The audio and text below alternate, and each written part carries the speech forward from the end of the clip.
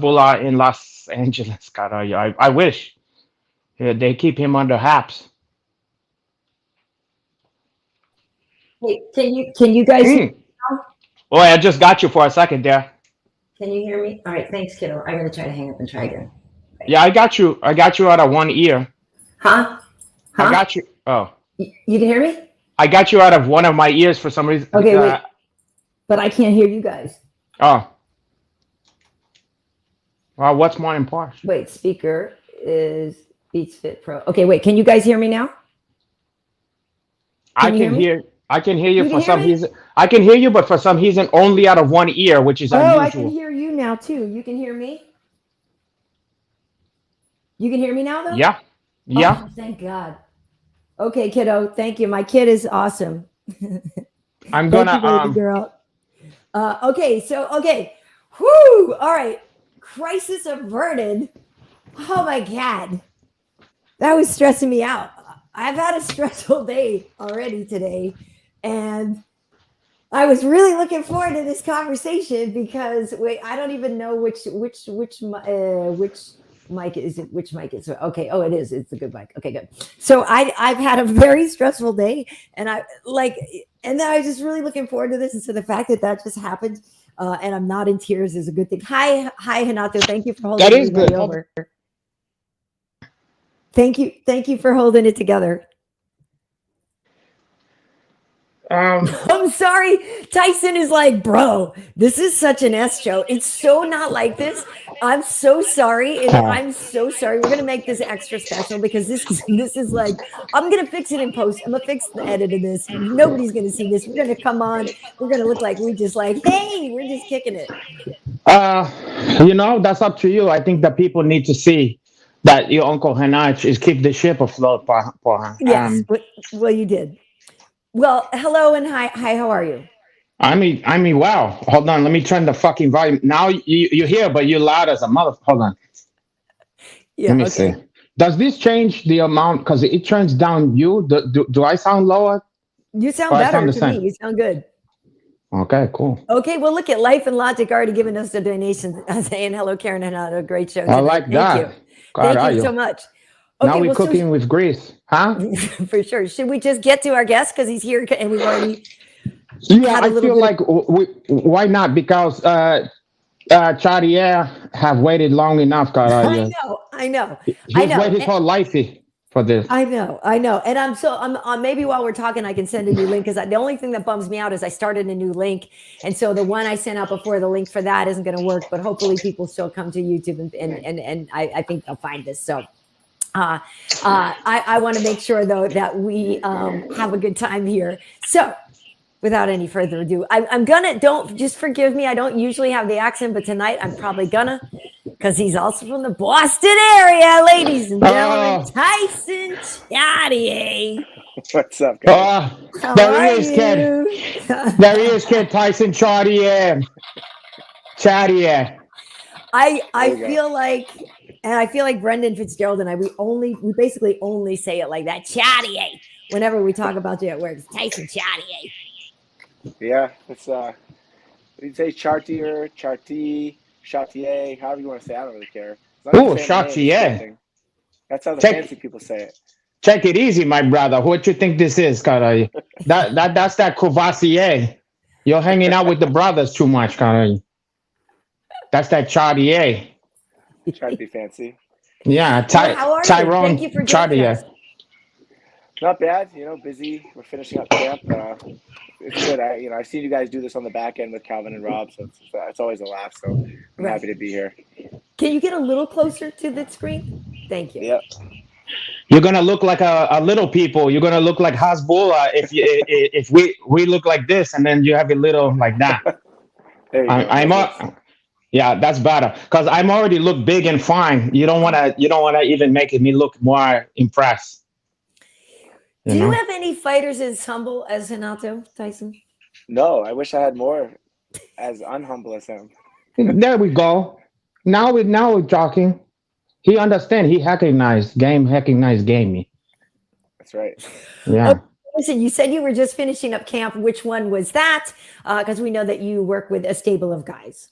Yeah, we're just wrapping up Rob's camp. He had his tonight was his second to last boxing sparring You're session. talking about Hob Fonch? Hobby Fonch, yep. Hob. How's Hob? He's good. He's it's almost been a year since he fought, so we're excited to get him back in there. So just Listen, what I'm excited to find out is, he placed his Dominican girlfriend as his nutritionist? Because last time she had this guy eating lemon pepper wings. I remember I go, hey, listen, what you got going on tonight? He goes, oh, she cooks clean, She got me on those lemon pepper wings. And I was like, the fuck? And then he comes out, didn't he come out heavy or something like that? I said, what the fuck is it was a stressful time. We took our mulligan on that one. So it's the same routine. It's just we only had 7 weeks for that last one, no excuses, but that's how it went down. It just didn't go towards how we thought it would go at the end, and unfortunately he did miss weight his first time, and so hopefully, but how you gonna that never happens again. How you gonna have a Dominican nutritionist, Porra? That's unprecedented, Karyn. Yeah, I mean, maybe we got to change that up. Maybe use the PI staff a little bit. Fire Kathy. You never know, because she's gonna go to the bodega and get him some of those pills from the Dominican grocery store, and then he's gonna get popped like fucking what's his name? I'm so sorry. Like D-Hard or whatever is the one, or A-Hard. You remember he said, I took something at the grocery store, the Dominican, it called Bule. He tried to blame it on that one, Kattar. Hey. So wait, remind me, which card is Rob on? I don't even remember. There's so many. UFC 287 in Miami, so we'll fly out next Friday. He's in Miami. That's right. Yeah. Oh, Miami. Under 3 weeks. Under 3 weeks.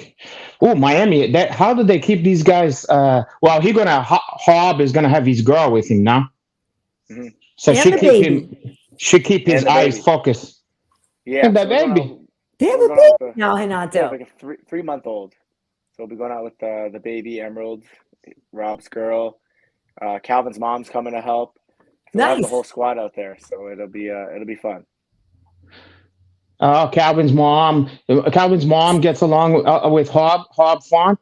Yeah, she's like our team mom, so she gets along with everybody. So. Oh yeah. Well, how could she not? Good energy, right? It'll be good energy. Hello. Now, is she what? I don't remember. What's Calvin's ethnicity? He's Irish or no? He says he's Lebanese and like Italian, but we're still trying to do his ancestry to prove that. I really wanted to just do it. Kathy bought ancestry for the whole team, and we just haven't taken the kits yet. But I really just want him to take it and not be Lebanese, like 0%. Because you want him to be like Irish or Italian or some shit like that. Just anything other than Lebanese. Well, you got beef. Lebanese. Yeah. You got beef with some Lebanese out there? No, he's just always talking about being Lebanese, and it's always my Lebanese background. So it would just be the irony. It'd just be delicious. Yeah, I love that. I've seen that many times when people are so excited about what they are or whatever, and then it's like, guess what, motherfucker? Yeah. So, here's the thing, Tyson. I'm sure you knew when you guys got this offer of Adrian Yanez. Like, it's just like it already has fight of the night on it. It already has, I know obviously each guy wants a performance bonus. They don't want fight of the night, but from a fan's perspective, this is just like an incredible matchup. How do you game plan when you got to just plan for such an explosive guy? This camp hasn't been so much about Adrian. It's been more about just like refocusing Rob. Like, not that he wasn't focused before, but it's the first time in his career he's lost 2 fights. Fights that he had like great moments. He's fighting 2 legends, guys. Jose Aldo and Chito Vera, those top ranked guys. So no shame in losing to them. But even if you go back and look at those fights, Rob had his moments. He pieced them up. He sure did. He sure did. He had his moments, but they just had the bigger moments. So now the focus for the last year has just been like, all right, we got to have our moments, but we got to not let them have their moments. So a lot of the focus has just been about discipline for 15 to 25 minutes, whatever it is, and then going in there fighting our fight, not necessarily worrying so much about Adrian as it is just having Rob focus. Because if you look at some of those rounds, it was 4.5 minutes we dominated and then got clipped at the end. I agree. Yeah. So just just, and that's nothing away from Aldo or Cheeto. Those guys are dogs. So like, it's just more about like, let's focus for 5 full minutes, one round at a time, and then keep going in that. So we're hoping to see, kind of reinvigorated focus. Rob, he's got that dad strength now, so he's bringing that in. So I hope he's going to dominate. So 3 months worth of dad strength for her. It was instant. Hey, the baby came out, he was better. So. Nice. Yeah. Okay. Well, that makes a lot of sense, though. I mean, that makes a lot of sense. And I forget who it was recently. There was another fight that I was covering, and that was the same thing. It was like a guy who's been around for a minute, but was like, yeah, wait a minute. I had to go back and focus back on me and get back to like all the fundamentals and all that, because I guess you kind of get away from that. And sometimes even if you have to address something, but you're still winning, right? You just kind of, we'll get to that later while this is still working, so it does kind of give you a real opportunity to address those issues now. Yeah. It's, sometimes it's hard to see the forest through the trees, so to speak. Yeah. And, we're on a 4-fight win streak. It's like, you're not going to try to change too much. And then now looking back at those 2 losses, and there were some of the same things we were doing wrong. And, I've said this before, it's like, I'll take ownership of that. It's like my job to try to see those. I got to take a step back and look and evaluate sometimes. And unfortunately it was kind of a mistake that we made, and it cost us some fights, but hopefully, we've filled those holes in the boat, and he comes back with like kind of looking like the Rob of old, that when he touches people, they go down. It's easy to think something's wrong when you're not knocking out Jose Aldo and Cheeto, but the reality is you're fighting Jose Aldo and Cheeto. Right. Not being able to knock them out. So, we're hoping that, a couple tweaks in the camp. We also brought in some new guys. We usually have like 4 or 5 guys in the room. This camp has been 8 to 12.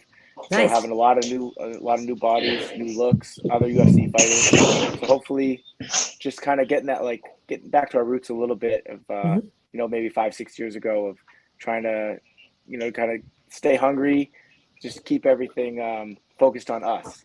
Yep. Yeah, you stay hungry. Deprive him of those lemon pepper, those wings. And also, what kind of bodies are you bringing in? Like different bodies, like one obese, one skinny. Stop. You mean the same kind of body but different guys, or how you mean the body? Why you focus on another man's body? That's interesting to me. That's true. I thought that was frowned upon in Bosch. Hey, I'm not here to judge. You're not. Right. You're not here to judge, kid. Yeah. Listen, guy. Okay. So you brought in men with perfect bodies, but different kind of bodies. You tried not to focus on the ones. You didn't notice their bodies, but you kind of noticed their body when you brought them in there. And then how did Hob Funch feel about their body? I mean, it's exciting when you get like new toys to play with. But it's you're getting different looks, you're getting different moves, you're getting pushed in different ways. And plus then there's kind of that trickiness that you get when a new guy comes in, they want to knock off the top 10 guy. They want to show him like, oh, I'm here too. And honestly, he's just done an amazing job this whole camp of like being a leader, like turning into like more of a team captain and like leading by example, pushing the young kids, because these young kids are good, man. Some of them in the UFC have been in the UFC.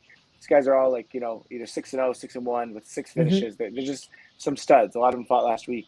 Nice. Well, these guys it's just giving them the different looks to keep everything like super fresh and like on edge. So he's like ready to go in there with a new guy next week. Or 3. Yeah. Also, I think that probably something that was happening to him is he feel, if you're used to knocking people out when you touch them, and then somebody don't get knocked out, it can be disconcerting because you go, what the fuck is wrong with me? Maybe the self-doubt come in, and then he got to realize it's normal for some people not to get knocked out immediately. It's Jose Aldo and Cheeto Barrett, like you said. Yeah. Yeah, and I think someone, we kind of went through the same thing with Calvin, and someone had said to me, this is before we fought Arnold Allen, they said like in the last 2 or 3 years, top 10 fighters against each other in the featherweight division, which is relevant for bantamweight. Top 10 fighters versus each other. There'd only been one finish, and it was when Alex finished the Zombie. So like everybody's saying, oh, you can't leave it to the judges. You got to get these finishes, but like a lot of these guys aren't finishing each other. Bantamweight's a little different. You have TJ with the injury, and a lot of these. You get to the top 5 versus top 5. There's not a ton of finishes, and and someone like, add in the fact that it's Jose Aldo, and then Cheeto Vera, who's one of the toughest guys in the division. So, I don't think he left thinking there was too much like, oh, I don't have it anymore or anything like that. It was more like, we're fighting the toughest guys. We just lost the bigger moments. I have to be more disciplined. We could change some things up, but like, let's not reinvent the wheel totally, because the reality is we were on a 4-fight win streak before that. We beat Cody Garbrandt when Cody Garbrandt looked really good that night.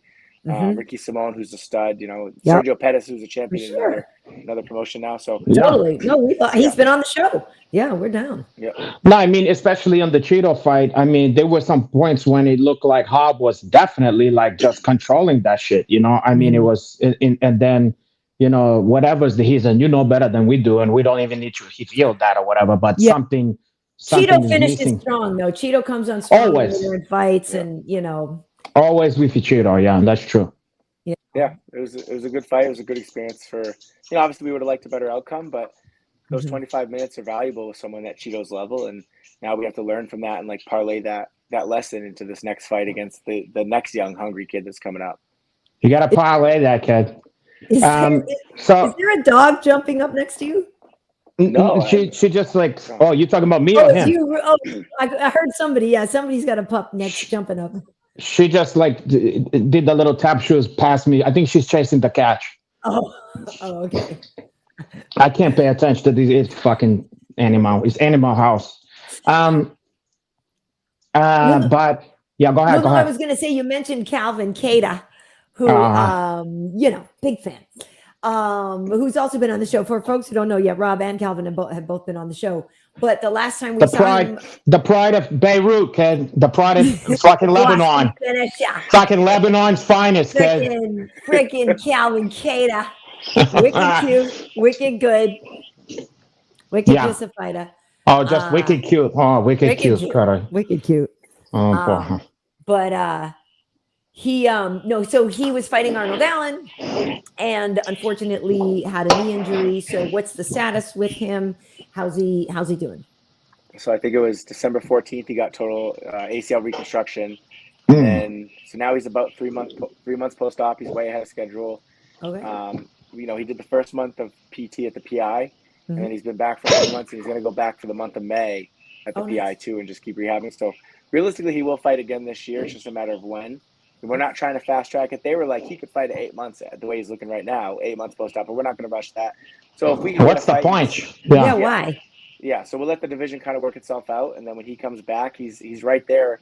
Yep. Depending on who we fight, he's right there. You get one win, and you're right back in the conversation. So we're going to rehab, listen to the doctors, listen to Heather at the PI, listen to our therapist back home, and or at the earliest fight at the end of the year. And I think then just get another win, and we're right back kind of where he was before the Allen fight. You got him seeing like a Boston therapist? Yeah, you should. Who's your therapist? Mine? Oh man, I think his name is Sammy. Sammy, huh? Caralho. I can only imagine a Boston therapist. Caralho. Imagine. Shake it off, cat. Yes, suck it up and shake it off. Yep, you wuss. You're not that hard, kid. And it happened while you were playing kill the guy with the ball or whatever. You know what I mean? Yeah. Like it's just brutal. Oh, you mean smear the queer? I didn't want to say it. Well, that's what they called that one back in the day. That's what they called it when I was growing up. Can you believe they won't let you call? No, I'm kidding. So I gotta ask. I mean, so you got the New England Cartel, don't rush Calvin back though. Yeah. No, I don't want to hush that one. But now, so are you guys becoming like the kind of premier for New England? Like people who is like up and coming in the smaller shit? Are they like, oh, I can't wait to be in the fucking New England Cartel? Okay. I mean, I think there's some of that, but it's pretty widely known that we are kind of a closed room. It's not like come and pay a monthly fee and you could be on the team or anything like that. Like there's no monthly fee for the team. This is like a group of guys that gets together under me and Jake Manini, the Muay Thai coach, and they come and train, but like there's no mat fee, there's no monthly gym or anything like that. It's literally, we're a fight team that's built around Rob and Calvin. And shit. Smaller guys are starting to trip. Nick Fiore, one of their long-term training partners, he just entered the UFC. He's fighting again in May. So like the younger guys are starting to get their crack. So now we kind of have to bring in the second generation underneath them to support their camps. And then maybe some of those guys end up training with us full time too. where do the younger guys get their crack from? Like Hawkesbury or something like that, or more Dorchester? Probably Dorchester. Dorchester. I love that place. So okay, Dorchester's so rough. all right, Dorchester, and they get the crack there. I used to hear about the crack in the old days, God. And also, what's that one? Fucking Lowell, kid. Lowell, Lo- yeah, well, Lowell, Lo- but Lowell wasn't all as bad, but like Somerville and stuff. Listen, like that. Dickie Eklund, kid. He fucking knocked down. Fucking Sugar Ray Leonard, kid. It was a slip. Yeah. Lowell. No, it wasn't, kid. Take that back. I was just kidding. Take that Well, back. because up in Boston, though, between you guys, there's like you and there's the Lausanne guys. And Lausanne. there's, I like that kid. Signatong and stuff. Obviously those guys are there as well. And there's some boxing coaches like in the city as well, right? Mm-hmm. Yeah. There's not a ton of big MMA teams. A lot of the teams around here, there's no super camps or anything. There's a lot of small teams. Like, Joe Lausanne does a good job, but he's about like 2 hours south of us. Mm-hmm. So we before the pandemic, we were going down there a lot to spar, and then the pandemic happened, and it forced us to do other stuff. And now we've kind of just continued that other stuff. But yeah, we have a great relationship with Joe. Joe's cornered Rob before with me. We have a great relationship with those guys, and a lot of the guys that come and train with us will come and train with him, go and train with him too. I'm a good friend, and so is Karyn Bryant with the original Massachusetts Boston guy, who is Kenny Flochian, Ken Flo, and he used to be, Cheeto Cheesy is the king of Huntington Beach or whatever. Mm-hmm. Kenny was kind of at that time known like the king of Provincetown. No. You understand? No, because that's where he cut his teeth, he cut his teeth on those guys. Huh? No, he didn't. Well, that's contrary to what I heard, because in Provincetown, this guy's a legend. He can walk down the street. And I think about that Tyson Chartier, a lot of people don't understand. It's like when he's talk about like he used to work on his, camp with a big bear, he wasn't talking about like California. He was talking about like he was work with some of the bear out in Provincetown, Kattar, where they have like a steroid belly. They have a big belly that have some muscles on top of there, and they have a nice beard and stuff like that. So, it was tough back in those days, Kattar. Not for nothing, Tyson. You would be a bear. I would be. I have a big belly. Oh, you'll be a honey bear? What kind of bear would you be, Kattar? I don't know. I'd be the nice bear. I just try to help people out, not yell at them. I wouldn't growl loud. My daughter would get upset. So you're like a Winnie the Pooh, Kattar? Yeah, that would probably make sense. Nice. Sugar all day. Yeah. You would need to work with Vinny Magalhães because he's like a piglet. He's a fat piglet. Oh God. Like the kind in Deliverance. But anyway, I don't want to get off on Deliverance, Kattar. But anyway, about Ken Flo. Yeah, by Ken Flo, he kind of he and Lausanne put that shit on the map back in the day, Mm-hmm. Yeah. And I've actually never met Kenny Florian in person. No. What? No, because I went to Boston Brazilian Jiu-Jitsu, which is where he got his black belt. Mm-hmm. I started going there right after he left. And then I went to Sityodtong right after he left. And then I was always like trailing him, but never actually met him. But yeah, he's like one of the OGs from New England. He fight for a title 2 or 3 times. Every time, and then foul short, Kattar. But it happens like that. But Boston, what a creative name, Boston Jiu-Jitsu. I mean, they couldn't have thought of something better than that one, Boston Jiu-Jitsu. Yeah, that's like if I have one in LA, I go LA Jiu-Jitsu. Don't you guys have a LA Fitness? Yeah, of course. But listen, they already got that one. But what about Boston Market or whatever? That's at least have a better hang to that one. Or Kenny Hodges Hostess. Do you remember Kookaroo? When I used to eat meat, I used to kill that fucking Kookaroo. I would get, because you know how they try to make it healthy with it's the skin off. I would order the rotisserie skin on, but have them add that fucking head sauce on there. Oh, God, that was never mind. I don't even want to entice you, Tyson. Oh wait, Tyson, you named after a chicken factory.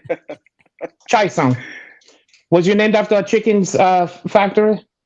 No, it was like everybody thinks that or Mike Tyson, but it was my parents got the name out of a book. believe it or not. Which book? Mike Tyson, the story of Mike Tyson's wifey? Probably. Who knows? Like I don't know book of names. Oh, just a children's book of names. It's a good name. No, it is a good name. I like that name as a first name. Yeah. You mentioned the other day, because I think I worked at Nick Fiore's fight, but you mentioned the other day that you had some of the young guys fighting. So Dana and Dean and the guys, everybody was in Boston the other day, right? For you guys to see, they were looking for a fight, right? And they were checking out your promotion. How'd that go? Tell us about that. How you had to go? Yeah, you have a promotion? He has a promotion? Yeah. Calvin does. That zone. Everybody thinks that I'm associated with it. I just have a lot of guys fight for it, and I'm friends with guys, so I help them a lot. Should take a piece of that. Yeah, no, I tell them that. So they looking for a fight to the show with Calvin's promotion, Combat Zone. It was at the Encore in Boston. I think originally I had 9 guys on the card, and then 2 guys fell off, so I had 7. I cornered all 7 of them. They all won. It was awesome. And then we got to meet Dana a couple times. It was a good night. It was a fun night. Calvin put a lot of work into it. All the fighters put a lot of work into it. You know, you don't get paid a lot on the local scene. It's more about just trying to get to that next level. And all of them, I think 7 of them won, 5 of them got finishes. So it was a great night for the team, a great night for New England as a whole, and a great night for Calvin and his promotion. So it was a lot of fun. Cool. How come now Dana White was born and raised out there now? Yeah. I think he was in Maine. That's even worse. And how come he don't have a fucking accent? The main one is even more harsher, the accent. He has it on certain words. I don't notice it. I don't notice it I ever. hear it in certain things, but it's he doesn't have a big accent. No. I noticed in Ken Flo because he tried his best to suppress that shit, because of the announcing and stuff. And then he can't, there's one word he cannot help himself when he says, he's like, oh, look at that great shot. He's like, look at that great shot. Like the hustling shot. He cannot stop saying shot or whatever. So, but Dana White, he just sounds like a very, I don't hear nothing. Maybe he went to media training and he don't seem like the kind of guy who would give a shit though. It's funny. I know. Maybe I never had the accent and I grew up there. So. Yeah, I feel like it's like if you look at the towns, all the towns have slightly there'll be one town that doesn't really have an accent. The next town over will have a crazy thick accent. It just kind of goes like that. Like Gloucester, Kyle Bachneck from Gloucester, they have crazy accents. They're all fishermen. Oh yeah, that's totally. But they're not anywhere near. Yeah, but they're not anywhere near downtown. And then there's cities that are closer to Boston or little towns closer to the city that have no accents. So it's very. I can't figure it out. I live in New Hampshire. We don't have any accents. Right. Maine doesn't. Maine kind of has more of like a southern accent, more like a country draw. It's a weird draw, It's a strange fucking accent, Maine. Yeah, but it does have that high. Yeah, it's almost like they talk like a foghorn leghorn. Snow today. Yeah. No, you know who they talk like exactly? The guy from Pepperidge Farm. Totally Pepperidge. My Pepperidge Farm cookies. You know how it's like? Pepperidge Farm. Because people thought that was on some southern Yankee Doodle Dandy shit. And then you realize he's from Maine, caralho. Not from New Hampshire, yeah. We are half free and half slave. I had missed this before. There was this comment, I guess, when we were talking about Calvin's ancestry. Heisenberg MMA is saying ancestry is going to come like 70% Irish, 28% German, and 2% African. That's like what everybody's fucking shit is. Yeah, totally. So my dad called bullshit on ancestry when I was getting it done. He's like, "This is BS. They're not real. They're not accurate." And then he's got 3 kids from other marriages out on the West Coast that I've never met. So I've like half brothers and sisters, and I got matched with my half sister, and then we ended up starting to talk. Like now we talk, because of ancestry. And he was like, "These aren't real." But I was like, "Okay, well, I think they're pretty real now."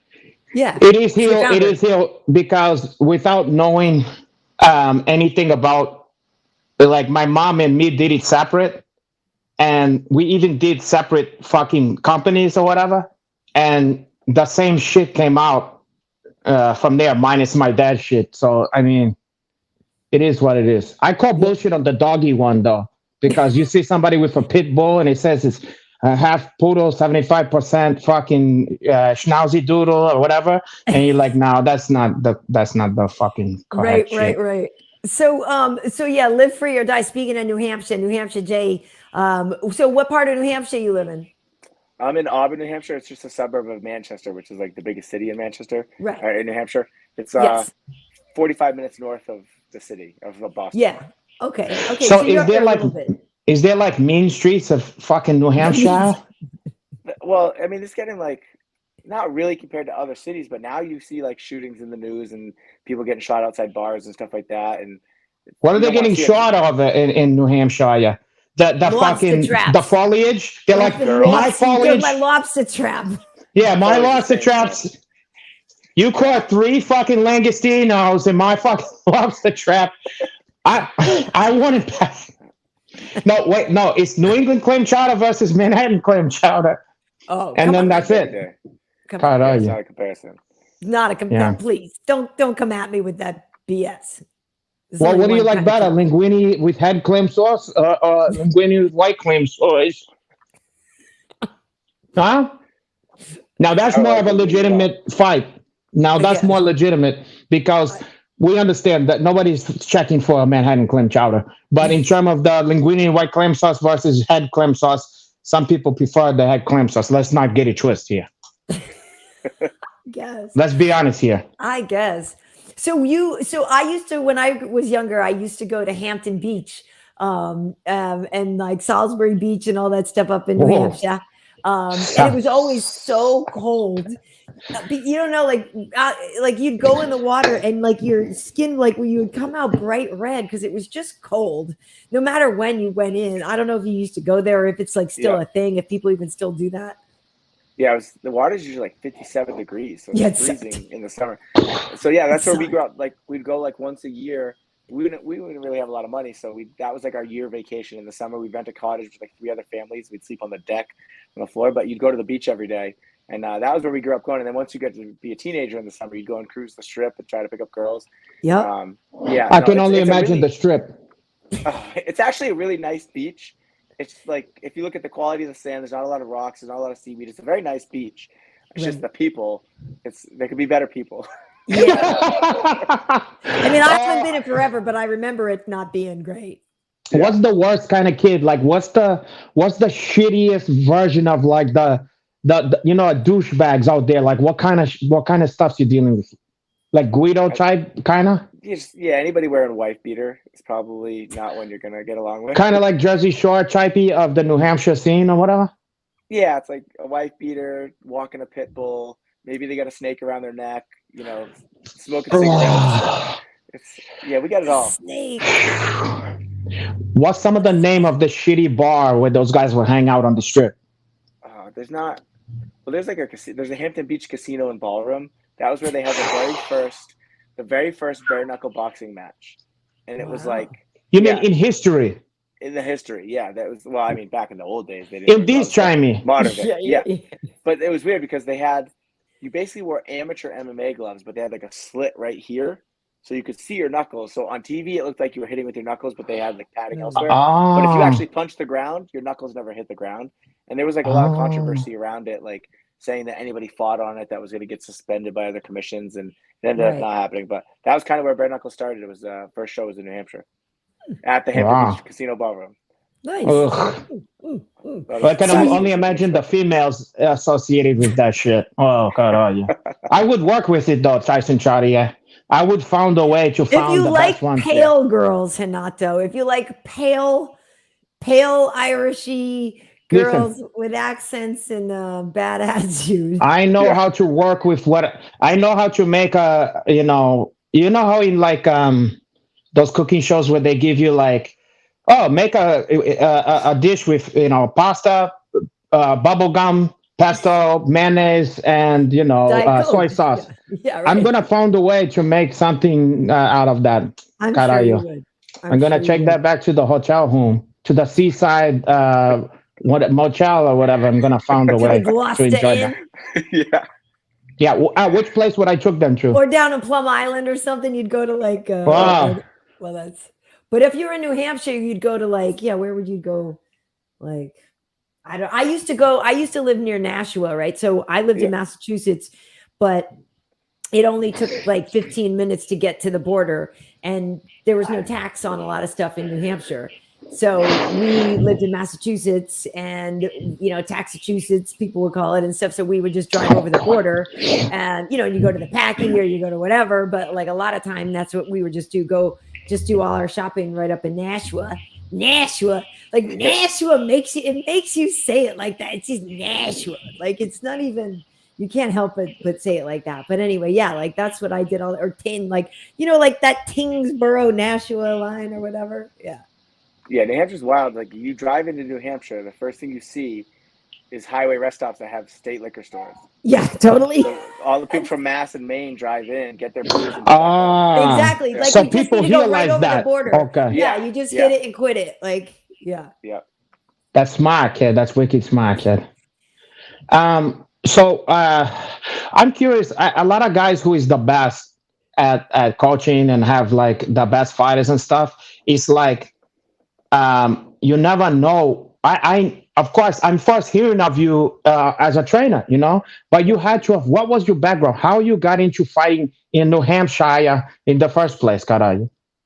I started out wrestling in high school, Ah. and then in college I did lacrosse. And then after college, I started doing jiu-jitsu, and that's how I got into fighting. And as I was just doing my own fights, I was in the gym, and guys like Rob would just watch us train. And I was like, "Are you trying to like fight someday?" And he's like, "Yeah." I was like, "We got to train with us." And so he started training with us, and then I started I got all my own fights. I didn't have a manager; I got all my own fights. And then my teammates, guys like Rob and all the younger kids that were friends with him, they all, "Can you get me a fight?" So I started getting them a fights, not thinking I never wanted to be a manager. So I started getting them fights, and then I was also coaching because I was like I was a little bit like 6 years older, 8 years older than Rob, and I was already a purple belt. He was still a white belt. I wrestled. Yeah, a little. He was a white belt. Big brothered him a little. Yeah, so like usually he was getting his ears wet, so I just kind of took him under my wing and I cornered him for all his fights. I set up all his fights. I helped him learn how to cut weight, and then it just turned into now I was cornering everybody.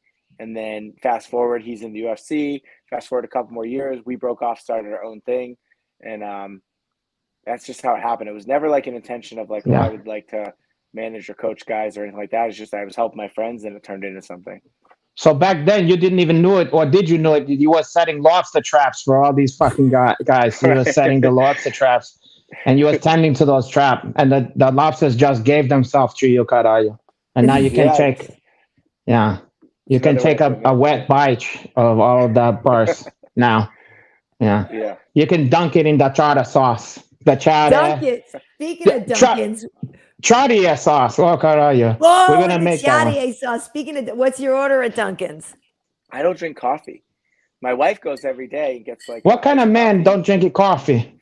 Dude, I used to drink like 3 energy drinks a day, and my wife was giving me so much crap saying like, "Oh, you're addicted, you can't quit." So when we were in Vegas for Calvin's training trip for the Allen fight, I was like, "Oh yeah." So I just cold turkey. I quit energy drinks for September 19th. I haven't had an energy drink since, and I don't drink coffee. So I don't know. Maybe I should start drinking coffee. How do you function? I mean, Kattar, I can't function, Kattar. I don't know if I actually do function. I just kind of keep one step at a time and do what makes sense. But yeah, I probably could function better if I drank coffee. You didn't in the morning. Go ahead. The misery, it don't lift until the coffee comes. I know. I was like, this is how bad I was. When I went to Abu Dhabi from Fight Island, they didn't have energy drinks. What? And so the second time I went, and I don't really like Red Bulls. I used to drink like Monsters or whatever. So the second time I went, I flew to Vegas because we had to quarantine there with a suitcase inside my suitcase, and that was full. And then when I got to Vegas, I took the suitcase out, and I bought a bunch of Monsters, and I put them inside my other suitcase. And then we got free luggage because it was a chartered flight. So I brought a suitcase of Monsters to Abu Dhabi so I could have 3 every day. And that was like my morning ritual. I'd sit out on the balcony before everyone else was up, and I would just crack a cold, that was like my coffee. I'd crack a cold drink it, overlooking the ocean and that fun truck. And that was like my peace. But now my peace is gone. I don't drink any of them. But that's a lot of energy drinks. That's too many. I know. So I don't do them anymore. And it's like, I don't know. I but don't to really have nothing is. I mean, because I can't, like, I'm with Renato. Like, my coffee, I have this cool, and actually just remembered now, I forgot to take the milk part out. But I have in my place, I have this like fancy coffee maker, and so I'll make like 2 espressos and then I had coffee on top of it or something. You know what I mean? Like, I don't play. Like, and then I go jump rope or whatever like that. But like, I like that for my workout. Actually, this is good. This is a good question since you're a coach. Like, I like to have just that and then go work out. Like, it's not quite fasted working out, but it's, you know, I don't really have like a lot of sugar or anything going on there. I just like to do that. I feel like I get a good workout that way. I mean, you could have a banana. It wouldn't kill you, you know, or fucking something. Or maybe a spoonful of fucking peanut butter or something like that. Or fucking nut butter, whatever your nut butter. Honey. Yeah. You like it, honey. I put a honey. I'll give you honey. Wait, what the fuck was I just thinking? Okay, what's you guys to share? This is honest. I want to find out because sometimes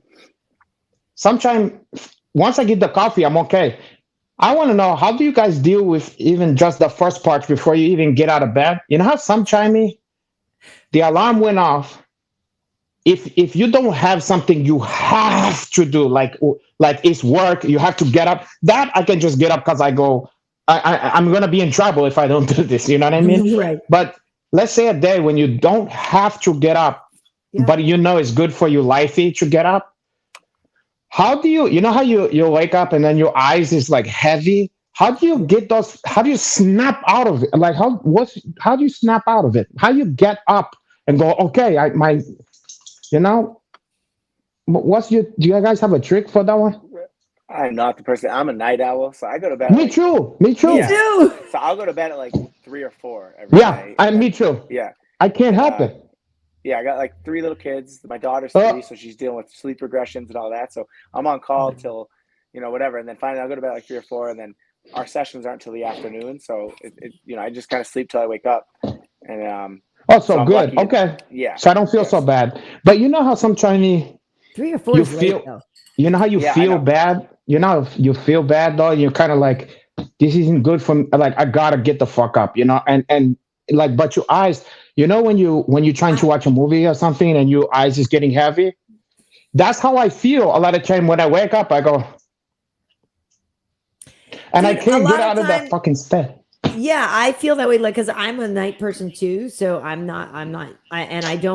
have, you know, I only have my kid like a week on and a week off type thing, right? So there's like, there'll be a week when I have to get up because I got to take her butt to school. You know what I mean? So there's my motivation right there is I got to get up and get ready to go to school and get her, you know, some breakfast and stuff like that. So there's my motivation on those days. But on the days when I don't have her, a lot of time I wake up and I'm like, well, there's nothing, you know, I necessarily have to do, or if I have a checklist, it's still on my own time frame, right? If it's a week where I don't have fights to cover and stuff like that. So there are times when I just kind of lay there and lounge and I don't necessarily get right up, or I just go, well, you know, I gotta go, you know, today's a great day to be alive. Like, I literally do say that to myself sometimes. So it's a great day to be alive, and like, let's see what we can do, you know? Yeah. Sometimes if you lay there though, and you're half asleep, but you don't get up, then the boogeyman is creeping and start making you think about the shit that's not going right in your lifey. Yeah. Do you know what I'm talking about? And then I know that. But I'll tell you what, the funniest, craziest thing happened is like, it's almost like you're having like, you're starting to have like paranoia about all the shit you got to do. And you're like, oh God. And then as soon as my feet hit the ground and I start rocking or whatever, it's like it disappears. But for some reason in the bed, it's like it don't want to let you. Maybe that's just your body going, we're not going to let this guy relax. We got to get this guy up. Literally in the middle of the night, like I wake up a lot and then all of a sudden some random stuff will pop into my head, goes, bro, your life insurance, like, did you even take care of that? And it'll literally like be that. 3:45 and I'm like, and I have to say to myself, by the way, my cuckoo clock's going, I'll say to myself, be like, okay, KB, you've got to address that, but like right now, like, not seriously? Now, yeah. It's crazy. It sucks, but I would ask you as a coach, do you find? Sorry, my cuckoo clock. Is this the fucking? Get this cuckoo clock out of here! You cuckoo! I love it so much. It's hilarious. But speaking of getting up, bro, the other day I wanted to sleep in and I forgot because there's a little switch you can toggle. Good. To turn it off. And I forgot to do that. And so I was laying there. I was like, this mother effer. Because I didn't want to hear the clock, you know what I mean? And it's cuckooing and I'm waking me up Join and the I'm trying to club. sleep. Then I was like, son of a. But no, do you find, Tyson, that you know, we always talk about the mental game is just as important as the physical game and stuff like that. But I mean, have you recognized in times when, let's say there was somebody who maybe had an awful camp or like really maybe wasn't good, but like they just believed it and willed themselves in a fight? Because I feel like a lot of time people will ask you like, oh, you know, just sort of the opposite of that. But like, I feel like that must have happened sometimes when people like way outdid themselves because of self-belief. Yeah, I think, you know, we don't put too much stock into like how the camp went, because all the high level fighters will tell you like some of their best performances have been off their worst camps. Some of their worst performances have been off their best camps. So like our team motto is like, it's whoever shows up for those 25 minutes. I'm getting main event, I'm used to main events, but 15 minutes now. It's whoever shows up for those 15 minutes is who wins. Yeah. Camp at that point, it's like, you know, you're going to go into that cage and you have 15 minutes to be the one that makes the mistake last, you know?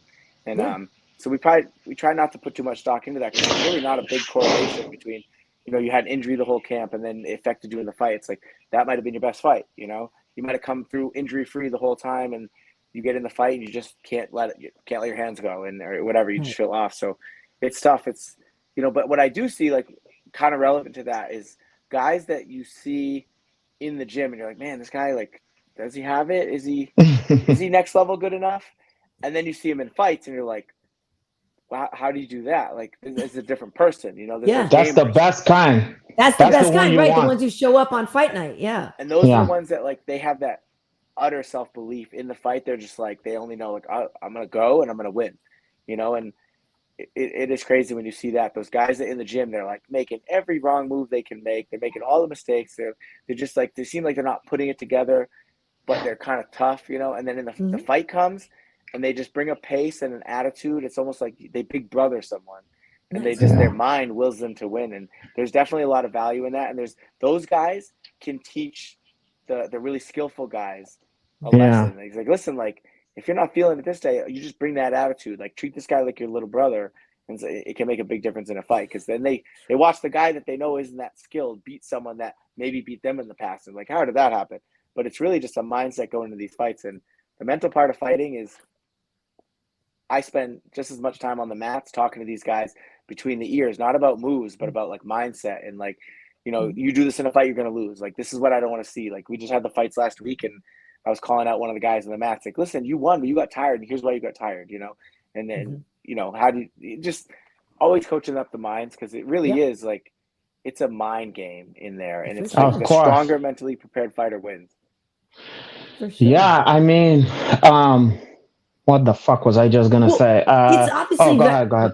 No, I was gonna say it's obviously a mind, because like, you know, it's fight or flight. And so the option, the fact that you chose to stay, okay, like, you got a certain mindset that you know, like, you showed up for the fight in the first place and stuff. But we know that, you know, I know there've just been times when people have just been distracted or, you know, just psyched themselves out of something in a fight, when I felt like they, like you just mentioned, like the nights when they don't let their hands go. I think that's the most frustrating for me, is when you see a fighter and you know they had a camp and all this stuff, and they get to the fight and they just don't let go. And it's that paralysis by analysis or whatever. But to me, that's the most frustrating thing.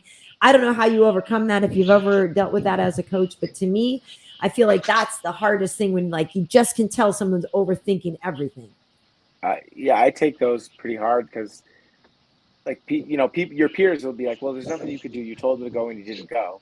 That's like what one coach's, you know, stance could be on it. But my stance is always going to be like, well, what did I do in camp wrong that made them not listen to me on fight night? You know, because I fought too. You know, there's times where I didn't want to do something and my coach said it, and I listened and I did it, and it worked, you know. So it's like, I always think like, all right, what could I have done better to start there? You know, what could I have done better to make them listen to me on fight night? And I remember there's one time where Rob was like, I was yelling at him in a fight. It took me a couple times, and he finally did it. And then after the fight, he won. We were all laughing, and he's like, I heard Tyson yelling, and then I heard like the oh shit voice come out, and he's like, okay, I'm messing up. I got to listen now. And it was like it was like just the relationship that we had over 20. We're almost on 30 fights, cornering him now. That he like understands that there's a sense of urgency in my voice. That means like, listen, you're messing up, and so yeah, it's like, but when they don't listen, then I always think like, what could I have done? Like, how can I approach this differently in the next camp to maybe make sure that we minimize the chance that he doesn't listen, But I do hear a lot of my peers, like a lot of coaches are like, you'll see it in the locker room, you'll see it in the hotels. The guy doesn't listen, then they're like, well, what can I do? He didn't listen to me, and then they're cracking open a beer and going out for their night. I don't have that mindset because I feel like I have to like kind of, when we lose, I try to like take the blame and absorb a lot of it. And then when we win, I try to like push the light on them and like let them absorb a lot of that because there's so much negativity in this sport. And these fighters are, they're on the firing line. Of course. They're the ones that gets hit, all that stuff. They're the one that has to cut weight. So I always think it's like whatever I can do to just kind of like soften the blow of a loss and like increase the feeling of a win. It's like I try to focus on that. Well, you got to be like the parent. You got to be like the daddy. You got to just protect the kids, You know what I'm hearing in all this stuff? So I'm noticing that like he didn't listen until there was like anxiety in your voice. And then that made him to feel fear because when you was talking about the fact that some people had their best performance of a shitty camp, it made me remember, and Karyn Bryant can understand this.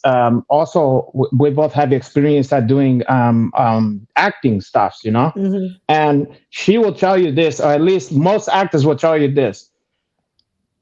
Before every play you ever did, the worst, if you had a shittiest rehearsal, for some reason, opening night was like the best thing that ever happened. Yeah.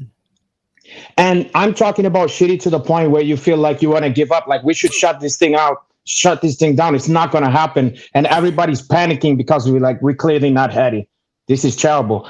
And then somehow I think the fear of that is fucking snap you into like, okay, it's like a cold water or a slap to the face. Like, okay, motherfucker, we got to do like, we can't fuck around here, And I think that maybe sometime in the great camp, you start getting these guys like, oh, Kattar,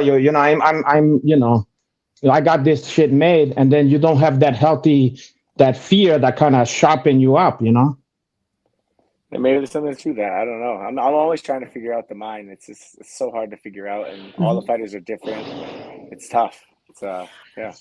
I would think I hate to say it, but sometimes maybe they're just legitimately afraid of their opponent. Like, I know nobody's ever allowed to say that, and everybody's supposed to say anybody, anytime, and I don't fear any man. But like, maybe sometimes you do sign a fight, and then you're like, this guy's good. Like, you know what I mean? Like, listen, that's not happen. It's got to happen.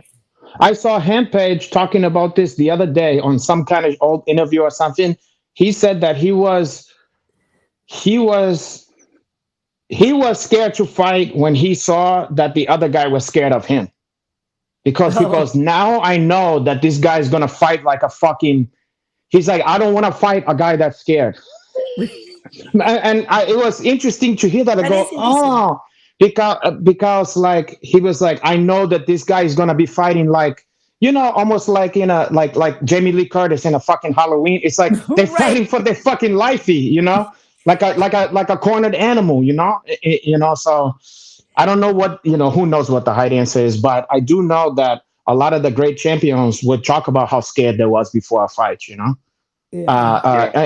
in point, GSP would say this guy was having a fucking nervous breakdown, throwing up in the bathroom, thinking that he shouldn't be there, you know what I mean? And then he beat the living shit out of somebody, and just dominate.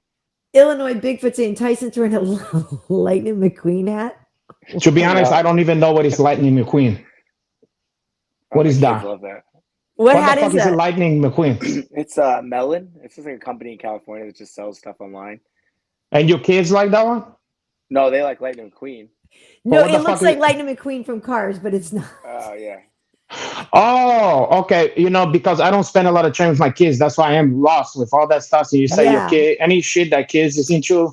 I don't know if you noticed, Tyson, before when you said that thing about your dad and the 3 kids and this and that. He was kind of sent shivers because Renato was. Well, no, it sounds like my dad. I mean, I got all kind of kids. I got all kind of brothers and sisters. They all different colors and all kind of shit.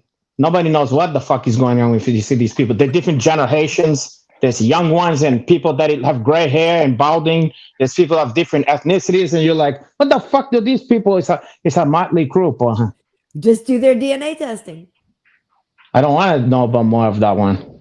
I want to forget more about those guys. Hey, well, listen, Tyson. Thank you for joining us, and I know that fight with Rob Font. And Adrian Yanez is going to be great. Both of them have been on the show. Both like on that one, it's so hard because they're both like cut from the same cloth. You know what I mean? They're the same kind of guy. Like if you're a fan of one, you're a fan of the other. So I know it's going to be so good. I can't even wait. But I hope you have a great time. And good. You hope it's not good. Right? No, you don't want a good one. You want to fucking wipe out. Yeah. But you know why we're so quick to usher him off? I'm not done with Tyson, Eric, okay, sorry, I didn't know. Well, I just have a couple of stuff, because we have Boston people, and Boston, or not Boston, but New England, let's say. People is very intrigued by this stuff. For some reason, people is intrigued by New England stuff, Yeah. And so I'm curious for you, because even though you didn't grow up in Boston per se, you're very familiar with the Boston accents and all that kind of shit, or just New England accents. What, in your estimation, what is some of the worst, most egregious example of the Boston accent done the wrong way in movies? Oh. Ooh. Yeah. Like where you went, you want to throw your popcorn. Yes. Huh? There was one, somebody tried to do a Boston one, and I was mad. There was a boxing show on like HBO or Showtime. Can't remember what it was, but it's like the dad got out of jail and then he killed a priest right away. Donovan? I know. Was it something like that? That was. I feel like there was some. Not Ray Donovan. Was it Ray Donovan? Ray Donovan's on Showtime, and that's the one Donovan. that had the boxing. Yeah, and that was on Showtime. But they did have a Boston, and every now and then they would remember they were supposed to be Boston, and then and then they'd forget, and then they'd remember. Yeah, that'd probably be like, because I remember when that show first came out. Yeah, a lot of people were upset about like how bad the accents were. I don't blame them. I mean, when I hear it, it's one of the most offensive. Even though I'm not from there, when I hear the Hong Boston accent, I'm like, it's like, please don't do this. Just stop. It's so bad. It just highlight how much they're not from there. Like, what was the worst example I ever seen in my whole life? Is a movie. A movie, and these have some of my favorite actors of all time, but they're not from Boston, and they just murdering that shit. You remember this movie Blown Away, where it have Jeff Bridges, he's like a bomb expert, and then Tommy Lee Jones is like a guy who's like setting off bombs all over Boston. You know? You ever seen that one? Yeah, I remember they do one by Government Center, I think. Don't see that one because you're gonna have a fucking you're gonna have a heart attack. Yeah, if it bothers me, it's gonna fucking kill you. You're not gonna believe that one. Terrible stuff, awful stuff. Try dating. Try being single around Boston after college, and try dating and finding a girl that doesn't have the accent. Okay, so he's hype. I'll tell you what. I never had the accent. I never had a date either. That serious Boston accent is interesting on guys, and it's kind of like quench on women. It don't translate. It's like that one. You ever heard a girl with a Chicago accent? Yeah. Tyson, you ever experienced that shit? I feel like I know the Midwest accent, but not necessarily. It could be worse. They go like, my man, my dad, Chicago, passion fruit, Chicago. The Bears, like shit like that. Yeah, Ditka. I was gonna say, I don't think you don't like those accents. It's like you like a Southern drawl on a woman, but you don't like a New England. Southern is fine. Also, New York don't bother me. Some people might think that's a little much, but New York don't bother me at all for a female to have that one. It sounds a little huff. It sounds like she's like, like streetwise, but fuck it. I can handle that. But the Boston one on a female, you seen that movie, The Fighter? Yeah. You remember like his sisters? There was one that looked like she had Down syndrome. I mean, well, or no, or what is the one? No, no, she just looked like she had a big forehead. Let's just say she had a big forehead, and she was like, she didn't like that. Why? What? You're not allowed to say that. What's the proper one? Wait, Streetwise. No, people are talking about Whitey Bulger, of course. Whitey Bulger.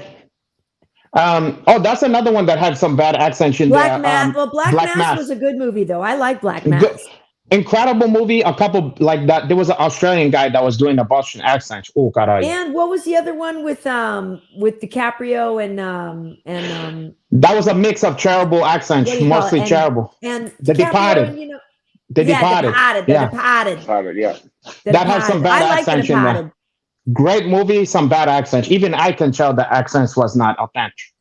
Well, yeah, but it was a good movie. Come on, how was DiCaprio? I love DiCaprio, but that wasn't the best. The only one who had the heel accent was fucking Marky Mark. Well, he should.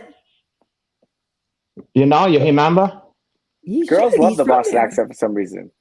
Yeah, because it's different on a guy. It's very masculine sounding, you know? Why you lace cut an Irish motherfucker or whatever. Yeah. Oh, Marky Mark definitely has that shit. Except for Marky Mark is the fucking funniest thing because he have a combination of that tough Irish accent, but then like he has this fucking sweet side too. You know, like that Dirk Diggler shit. He's like, you're not my fucking mom. You're not the fucking boss of me. You're not my fucking mom. You know what I'm saying? Like he always just ran from somewhere to get to you. He's out of breath and like half watch or whatever. You know what I'm saying? He's like, I'm not gonna fucking take this anymore. You understand? What the fuck is going on with that? It's an interesting dynamic with this guy. Yeah, well, it works for him. I think we found a transformer. Look, I think we found fucking Bumblebee, kid. I think we found a fucking transformer. That fucking guy is a trip. He's one of a kind. And his hair is like, what hairdo is that? Like his hairstyle in fucking The Departed is off the charts. Like, what the fuck is that hair? Do he wear a hairpiece or something? I can't get something. His hair is never quite high. God, are you? And he's a good-looking kid. But God, are you? Yeah, Marky Mark. I would imagine that Mac, and like fucking what's his name? Matt Damon and fucking Casey Affleck and all that. Those guys just probably try to bother you guys up and try to hang out with the New England Cartel, no? No, they don't want to hang out with you guys? I don't even think they live around here anymore. I know we got Wahlburgers. One of the brothers runs that. Cross, they got a fucking Wahlburgers. Yeah. But has there been, I have to think there was, because I feel like one time we were on the show, I remember showing a story and like you guys were all hanging out at at Fenway Park, right? At a Red Sox game or something. But I got to ask, like, if there's been, you know, one extra cool moment, you know, that you've gotten to do as a coach, like maybe it's just going to Abu Dhabi, like maybe it's going somewhere. Has there been like one thing that stood out to you, either, you know, fight related, where you're like, holy crap, we're doing this here, or we're doing this there, like one thing that was like the most kind of like memorable thing for you so far? I think UFC 220, which was at the Garden. You know, Calvin had like a 3-year layoff from fighting, and then he called me and he's like, listen, I want to fight again. I want to try to go to the UFC. I want to fight in the Boston Garden. So that was like on his bucket list. So the fact that we were able to do that, and it's on the same night that Rob fought too. So them guys going through camp together, both getting wins. It was like, just, you know, we grew up looking at the Bruins and the Celtics, and for us to be like in a card there under those same lights in the middle of the arena in front of like pretty much anybody in New England that's ever watched MMA, it was a pretty cool moment that like we'll always have. But for me, also like going to Fenway Park growing up, getting to sit on the monster, and they brought us in early, so it was almost like guaranteed that we'd catch a ball in batting practice. So I got 2 balls in batting practice. I thought that was pretty cool. Like the little kid in me loved that. That was fun. Did they let you throw out the first pitch and throw like the worst fucking? No, that's one thing I will say. Boston sports do not support MMA. Like they let us into the park, but you see, like the other day it was the Houston Rockets. Lauren Murphy was like shooting a foul shot in the timeout. Yeah. players throwing out first pitches. We get no love from like the You know Patriots, what? Bruins, Celtics. They Red Sox probably let us so come, but, yeah. we're not. They probably so old school. They probably still stuck on boxing, porra. They like, I remember Kid Sullivan, kid. You know what I mean? Like, these guys ain't no fucking whatever, Terry Sullivan or whatever, one of these fucking guys. But what the fuck I was gonna say? Oh, did you guys get to meet Larry Legend, porra? Did you guys get to? Yeah, did you get to meet fucking Bird? No, I never got to. I used to see him play when I was little. My dad watched all the games, but yeah, back in the day. Yeah. Well, that's the thing, though. It does. It's funny because like that's on my that's definitely on my bucket list. Like taking BP at Fenway or something like that, or like taking that in a real ballpark. That's so like the fact that you guys got to be there for that, like that kind of stuff is really cool. But yeah, this weak sauce that they haven't let you guys throw out the ball. Maybe it's a mixed blessings though, because how come everybody who you see throw the ball go like this?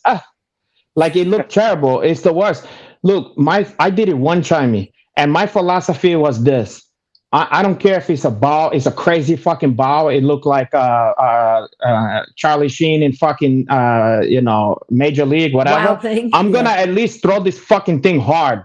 You know what I mean? Right. And I did. And yeah, it was a ball for sure. But at least I was in there like as hard as I could throw that shit. And the people they fucking respected you, Uncle Hanach. Right. You understand? I do. I don't want to go like this. What good is it if you go and you throw like a lob? And okay, so it's in the strike zone, but what the fuck is that? You gotta stop doing that. You have to stop doing that stuff. Or practice a little bit, for fuck's sake, boy. Gotta bring the heat. Something. I got worked up. I got worked up about that. You did. Well, I'm glad you are a night owl, because when I asked if you could do the show, I know sometimes for people on the East Coast that it's a little bit tougher, but I'm glad that you could make it. So, and I guess this is kind of when you guys will be fighting anyway, right? Like this is we're gonna be fighting around 11 p.m. So we all our sparring right now is at 10 p.m. and once we get to Miami, it'll be a session every night at 9:30 anyway. So this is like par for the course right now. Nice. It's par for the course, kid. Par for the course. Par for the course, kid. All right, give us a couple of, just before I go, I want to just put into my pipe and smoke that one, like some either New Hampshire slang or New England slang that I can use if I'm out there, whatever. I'm like, come on, kid. You got to say wicked. Oh, I know that one. Okay, I know wicked. That's the most New England thing. Like, fucking wicked. And I didn't know this, Karyn. Maybe you. I don't know if your experience is this, but when I was in college, all the kids that came in from out of New England, they would make fun of us because we high-fived all the time. They'd be like, "Wicked cool, high five," and then I didn't know that was. Is it high-fiving a New England thing? And I don't know. I feel like I feel like we high five at work a lot and stuff like that. Like, I don't feel like it's so New Englandy, but okay, Hanach, do you know what steak tips are? No. That's a New England thing, and I didn't know that till recently. That steak tips, it's like the end of a steak that's like real fatty.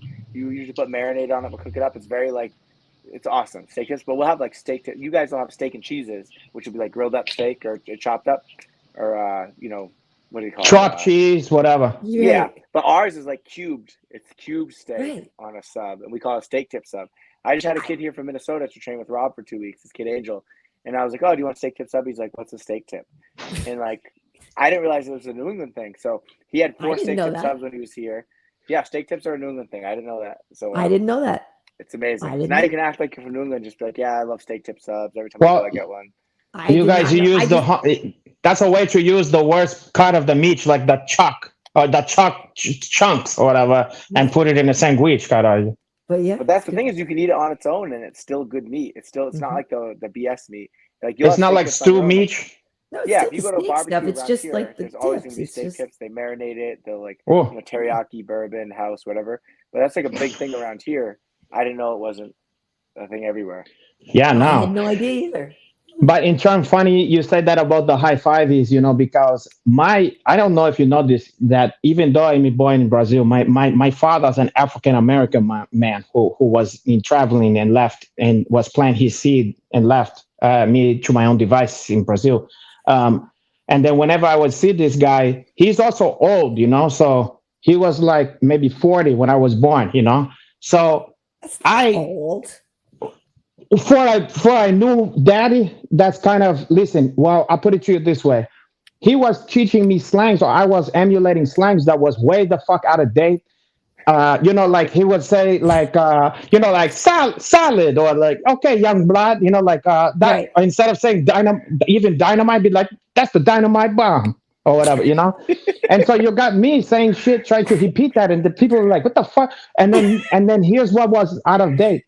Him and his friends would go like this, okay, blood or whatever, and they go psh, psh, like that. You know what I mean? The one like that, like no, oh, hi, psh, psh, like that. And then you know, and 5 on the backhand side and all that fucking shit. And other kids is like, what the fuck are you talking about, porra? You know. So that's you know, it happens like that sometimes. I guess so. But I had to put a lot of kids to sleep because of that stuff.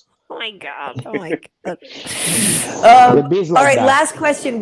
Have you had a favorite fight in the UFC yet for one of your guys?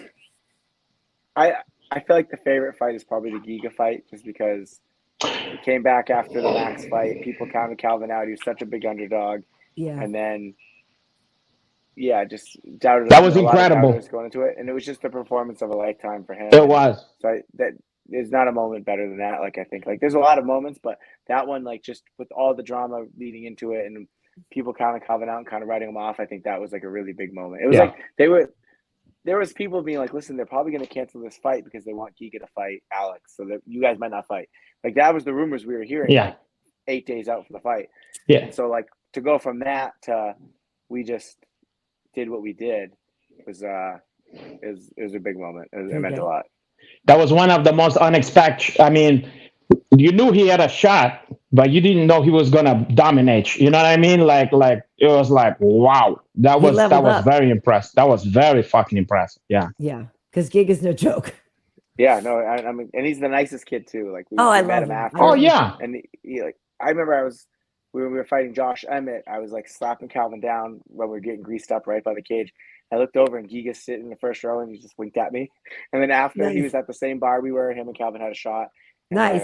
Yeah, he's a super, super nice. Oh, he's a great guy. He's a good guy. Yeah. To fight again. Yeah, I'm excited. He's a good guy. He's not going nowhere. He's awesome. He's awesome. I mean, I guess that's the thing is, you know, even though at this point both Calvin and Rob are veterans, they still have a lot of time. You know what I mean? Like they still got a lot of time. I know there's a lot of everybody's got like that sense of urgency, and it's hard when you're in the top. You got to always defend your position, and there's always somebody, you know, like nipping at your heels. But these guys still have time. Yeah, we're not in a bad spot, and you know, I think we're confident about what we bring to the table and what the team brings to the table, and it's easy for the fans, the trolls, to say like, "Oh, these guys suck, they've lost," but you don't suck because you lose. And you can't listen to that shit. So you can't listen to these people. They don't know shit. Yeah, we're in a good spot. I know how good they are. They know how good they are. Yeah, I know how good the team is. So we're excited about the next one's coming up. Imagine this. Imagine if Daniel Day-Lewis come out with one turkey, you know, come out with like just one shitty movie or whatever, and then everybody go, this guy fucking sucks. He don't know how to act. He should quit movies or whatever. You know what I'm saying? It's like, you know, it's like, you know, they all can't be fucking the best. You know what I mean? But meanwhile, his flop came out the same time De Niro's masterpiece came out. Like these guys are fighting. Oh, so you lost to Jose freaking Aldo? Like, you know what I mean? It's like, or Cheeto, who looked like he's a future champion. But you know? at the end of the day, look at everybody else who also lost to Jose effing Aldo. Like, you know what I mean? It's and didn't fare as well before. And didn't fare as well. Exactly. So I know sometimes it's hard to find the victory in the loss, but there's still a lot of real, like you said too, each guy had their moment in all of these fights. As nobody got wiped out, nobody got, you know what I mean? It's like they're all very highly competitive fights that just didn't go your way. So, and then there's that stupid injury. So I'm just glad Calvin is healing. But yeah, don't hurry him back. Let him take his time. Don't rush that. Yeah, no, we're chilling. You know. Nice. Well, awesome. Well, folks, we'll look forward to seeing you in the corner with Rob Swatch against Adrian Yanez. Yeah, it's gonna be an exciting one. 287. Yeah, that's gonna be an awesome one. But sorry for the technical difficulties at the beginning, but thank you so much for joining us. That's okay. Sure. And also I'm gonna check. Listen, I'm gonna at any time I'm gonna come and do a surprise check his lemon pepper levels. I'm gonna do a blood test, and if his lemon peppers is elevated, I'm gonna call this shit. Okay. He's gonna be banned, and his Dominican girlfriend, I'm gonna take her and sequester that one. No, you want to sequester? You stay away from her. What's her name again? Oh, God. Kattar. Yeah, because Catherine, I'm not Catherine. If you're listening, I'm not in camp. You can make me all the lemon pepper stuffs and all the mofongo and all the Dominican stuffs I want. You stay away from her. Oh, Caralho. Hard Fun needs to stay hungry. We need to make him hungry and angry. I know just how to motivate that one, Caralho. Yeah. Tyson, thank you for joining us. Be well. Try to get some sleep tonight. Don't stay up till 4. All right. Thanks, guys. Don't stay up All right, till 4. take it easy. Okay, ciao, Hard Punch. See ya. What a good dude. That was great. I've always wanted to, it's funny because in my mind, we already interviewed him before because before and after every of his fighters interviews with us, like we talk on the Instagram about that shit and have a couple laughs and stuff. So right. In my mind, I made it up that we already had. I had a whole interview in my mind, and then when I asked her, I said, "Haven't we had him?" And you're like, "No." I was like, "How the fuck?" I thought, yeah. So I already felt like I knew the guy. Well, and at this moment, you can already drop because you've secured our guest for next week. You can already let everybody know who's on next week. Well, I hate to count the chicken before that one is hatched, but we have a Billy Q, who is going to fight Asim Barbosa. And, listen, he's going to fight one of my countrymen, but, I don't believe Edson Barbosa follow me on Instagram, so I got to go with the, listen, I got to go where my bread is butter. Where your bread is butter. Where on wow. Yeah, when my pound de queso is butter. When my pound de queso is cheddar. Yeah. Hey, question. Dean saying the lemon pepper wings making him hungry. Yeah. That was making fucking Hot Punch hungry too. Thank you. Well, thank you, Life and Logic. I'm glad you enjoyed that interview. Yeah, I did too. A lot of fun. Yeah, he's kind of like, I think people don't know enough about Tyson Chartier because it's like his guys is having a lot of success for him not to be. I feel like I think maybe he got nominated for like an award or something, but okay, fine, but it's still, like he doesn't get as much. I don't think he's getting enough shine as maybe he deserves. Let's put it that way. Maybe it's just because he's got because it's Calvin and Rob and some coaches maybe have like more fighters and how frequently can they fight? So how frequently is he? You know what I mean? Is his name in the you know what I mean? Yeah, but Calvin and Hobb, that one artist only had Calvin and Hobb, and look what he did in the fucking cartoonist. Nobody's but about that. Yeah, Calvin and also Hobb.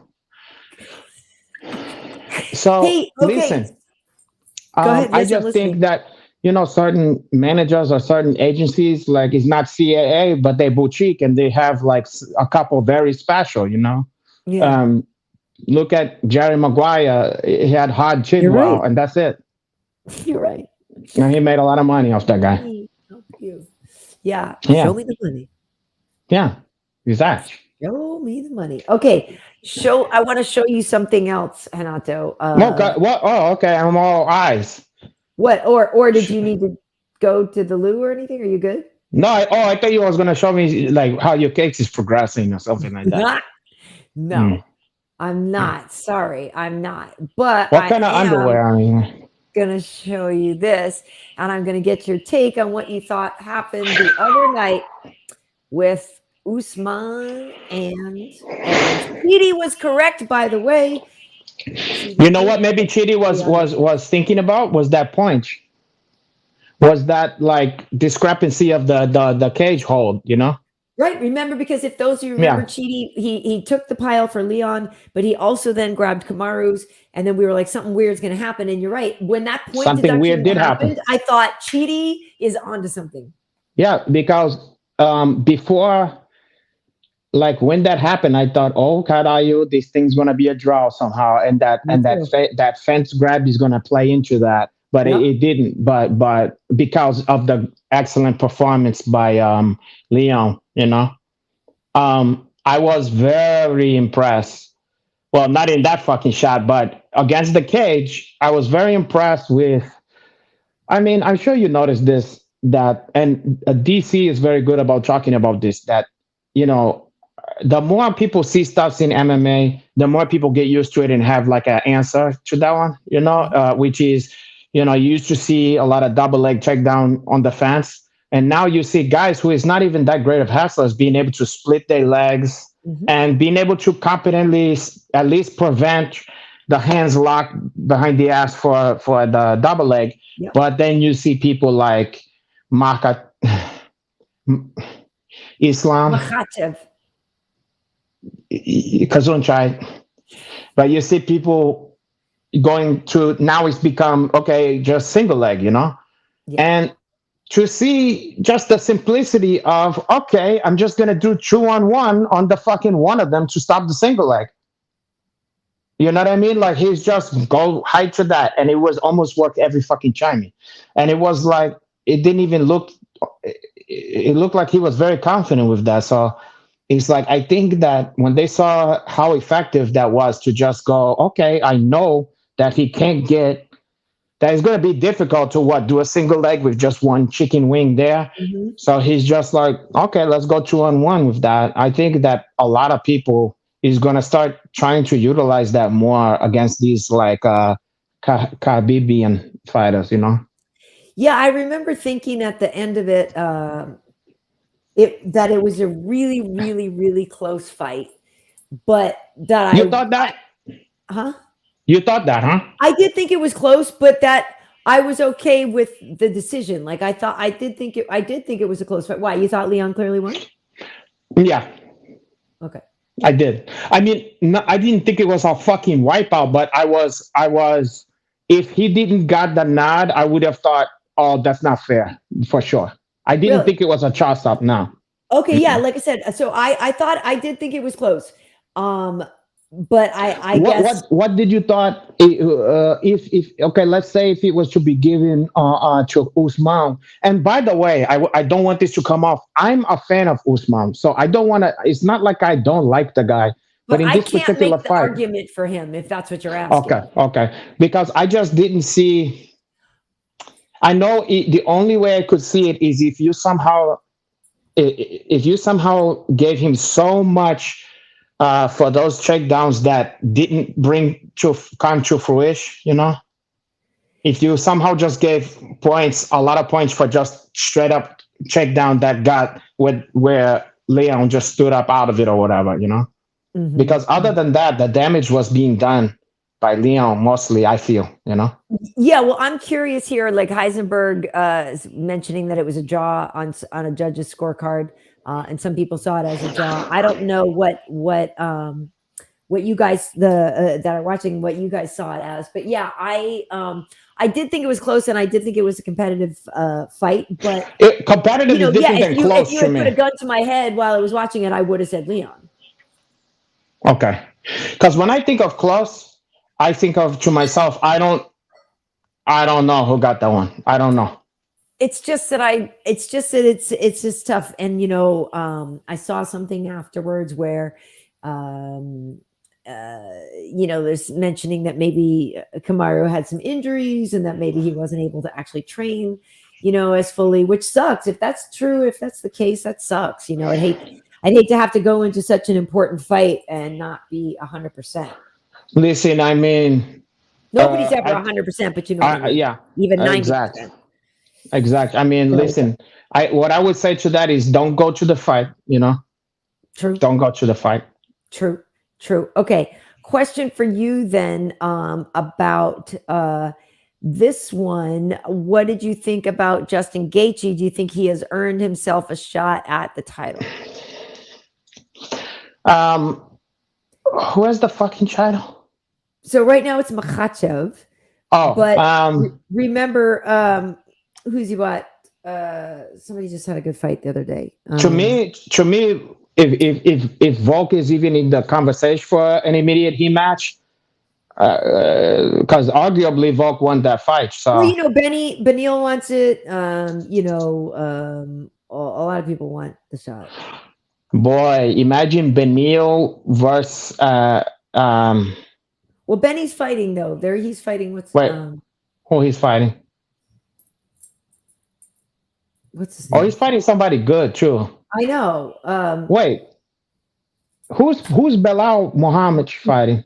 Nobody. That's a different division. So Belal that's a whole other story. Actually, we should have mentioned that before though, because Belal. Well, who the fuck? Who is Beneil fighting? He's fighting somebody. Somebody I feel that is good. I know he is. It's why am I blanking on it? It's I hate it. It's not Oliveira, is it? It's what he looks like, maybe. No. I'm just Can you visualize the person in your mind? Yeah, and then what he's look like? I'm just picturing it. I don't know. Do he wear a coonskin cap or whatever? Oh my God, you're funny. Did you see Hasbulla try to punch Mike Tyson in the face, Kattar? Oh gosh, yes, I think I did see that. That shit was funny. Okay, let's see. Beneil is gonna fight. Let's see. I forget. Beneil. Whatever. Look, Gaethje looks so fucking good in that fight. Let me tell you. Yeah. I love how Gaethje is so fun to watch, no matter what. So much fun. Oliveira, which is what I thought, but which bums me out. Yeah, that's what I had said initially. He is Beneil fighting Oliveira. That one just makes me sad because that's a good one. I like that. People, I know, but it's like my two favorite people in the division. It's like, hey, look, it's gonna happen eventually, Yeah, they're fighting May 6th at UFC 288. Oh, I love it. I want to see that, I love it too. I love it and I hate it at the same time. But you bring up a good point. So, people are going to argue that, Gaethje's going to argue that he wants the next title shot.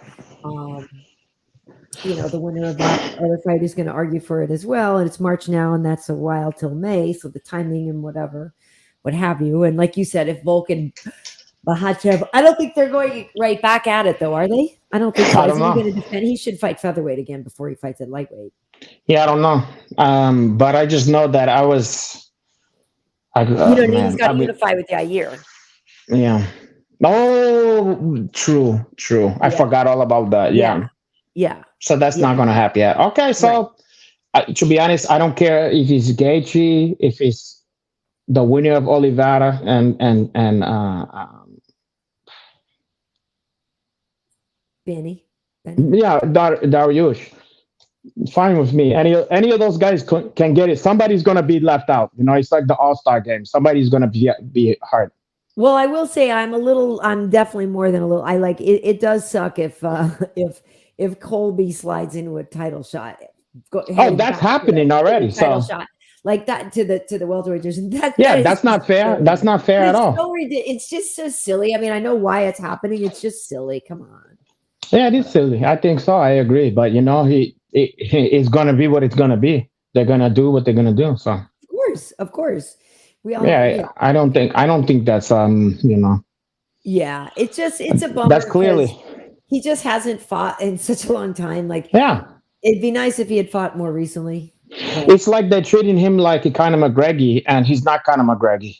I mean, it's like, Conor McGregor is the only, or João Jones. Those two guys is the only ones I can even justify saying, okay, just let them fucking fight for titles or whatever it is, because it's like they're such a fucking cash cow that you can't blame a company for wanting to just do that, But it's like Colby, it's like, yeah, of course he's got that polarizing, like people want to see him fight even if they just want to see him lose or whatever. But I don't know.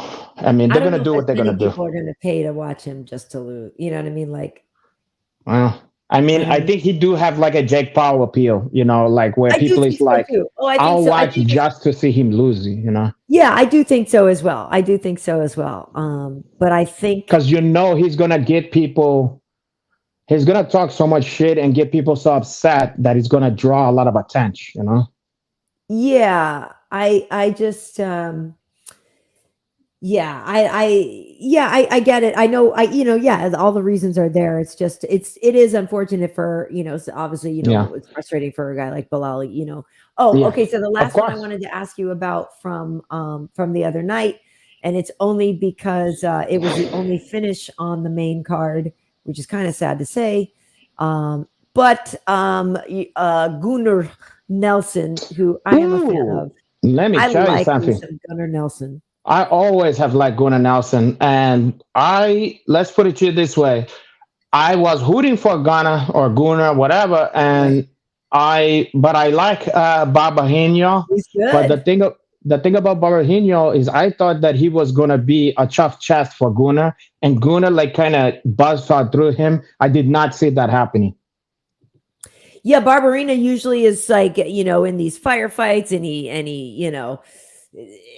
he's a junkyard doggy, and it's like, yeah, he's like, whatever, in a dog fight, and he is a junkyard doggy, right? And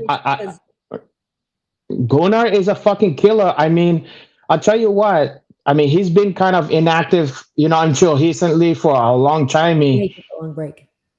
But I'll tell you what. He was always one of the most fascinating fighter in the whole roster. In fact, in the history of the UFC, for me, I was always intrigued by this guy. I'm a huge fan of the way he fight. I love the way he fight. I'm a big fan of this guy, and sometimes he lose or whatever, but I feel like he have the stuffs, the materials to be a champion. I mean, he's so good. He's crazy good. And was exciting to see. I'm like, that's the guy I think you are. I want to see that, more. And maybe he's back to that, or maybe he's took enough time off to figure out that part of himself, Yeah, no, he was gone for a while, and then he came back. I remember last year seeing him in London, and I was genuinely so excited. I think we even talked about this after on the show. Like, I was legitimately excited to see him. And and he even at weigh-ins or something kind of like cracked this little grin, and it was like, oh, you could tell like he's happy to be back too. He do look happier because he used to look miserable or like a robot. He was like, it's different. Something's different. Maybe he's enjoying it more. Like his life is different. I believe he's a dad now and stuff like that. Interesting. Like things are different. But I agree with you. Like he is so good. And when I was watching that fight, it was like he doesn't seem to like he's just so calm. He doesn't. Well, he always had that. He always had that. Yeah, like he's so clinical, and he just seems so self-possessed, I guess, is one of the things I really like about him. And he seems so very aware of like everything that his body is doing, and he has that gorilla build. And I was looking back on some stuff. Remember, because he used to be one of Connor's main training guys. Like back in the day, I think they still do things with him and Connor and Artem, and they were super tight together. I think they still do hang out or they still train or whatever, because I remember Connor saying something recently where he was like, they were like, are you going to be at the UFC? And he was like, yeah, I'm going to watch Gunnar or whatever, And so I was like, oh, okay, they still got the connection. That's good. Yeah, and you can tell by the striking, like the way they look, they have like the hands down karate stuffs, interesting stuff. I just love the guy. The only time I didn't root it for Gunnar was when he fought our boy Alan Jobin. Exactly. And it's funny because that's how much respect I have for Gunnar, because I never used to worry about Alan, and that was maybe the only time I was like, I was like, I was bummed. Fuck. I was like, you know what I mean? I was like, I hope he could do it, but I was just so worried. I was like, that's how much respect I had for Gunnar, because I love Alan. I love the way he fights. I always I always feel like, he's going to do it. And I was just that was like the only time I was like, oh, Alan, when he told me I get that fight, I was like, well, hey, if you like it, like, yeah, I hope hey, that looks Fight of the night, baby. Then you're like, oh fresh. shit, that means that other guy's gonna tag you. Oops. Yeah, I know. I've always felt that way about Gunner, and but that what was I going to say? And I remember talking to them over in London too, and they were like, "Oh, if you're ever in Iceland," and I was like, "Don't say that because I'm actually going to come." No, I'm actually going to go though because I want to see glaciers. That's on my bucket list, and like the Northern Lights and all that kind of stuff. But like, so I'm actually legit gonna go to Iceland one day, and I'll just be like, look up Gunner. I'll be like, well, you did say if I was ever here, because that's an easy one. That's like, hey, if you ever need any help with whatever, you just hope they're not saying anything. It's like, hey, if you're ever in Iceland, because you're like, fucking nobody's coming out here, like. Guess what though? I have a feeling if I show up in Iceland, the whole entire country's going to be like, bruh, we got a sis in Iceland. Like, I feel like everybody's going to know I'm in Iceland. Like, I feel like I'm going to stand out in Iceland. They're going to be like, look at that one. With that's not an ego. That's just a factual sort of, I feel, having been to Sweden and having seen the landscape, if you will, I have a feeling I would stand out quite a bit in Iceland. Well, they're going to think you're a Creole witch, boy. Spelled with 2 V's or whatever. And they're going to burn you to the stake. Out in the middle of the frozen tundra. Oh gosh. Okay. Wait. I want to ask you about. Okay. Wait. Let me. Okay. Don't ask too many more stuff. How come you're worried about Tyson Chandler and you're not worried about your Uncle Henach? What do you mean? You're like, Chandler. I said Tyson Chandler. Tyson Chartier? That basketball player. Yeah, Tyson Chartier. You're like, maybe you try it. Maybe you have to go or whatever. What about your Uncle Henach's Chartier? I've been slaving over a hot hing light. Maybe you are tired. I don't know. Okay. So, by the way, last week, the Fistivities mascot was correct. He picked Leon Edwards. Here is his choice for Vera versus Santi. Well, he got back to his Hello, and welcome to another edition of Cheaty's Choice. 18 Today, and 8. the Fistivities bearded dragon mascot. And by the way, look at how gorgeous he is. He will be choosing the UFC San Antonio main event between Marlon Vera and Corey Sandhagen. What we do is we put Cheaty down in front of 2 piles of arugula, but first, a good fight. We take the names, we randomize crazy them. Fight. Put one here and one here, and we put Cheaty down, and he makes his choice. Okay.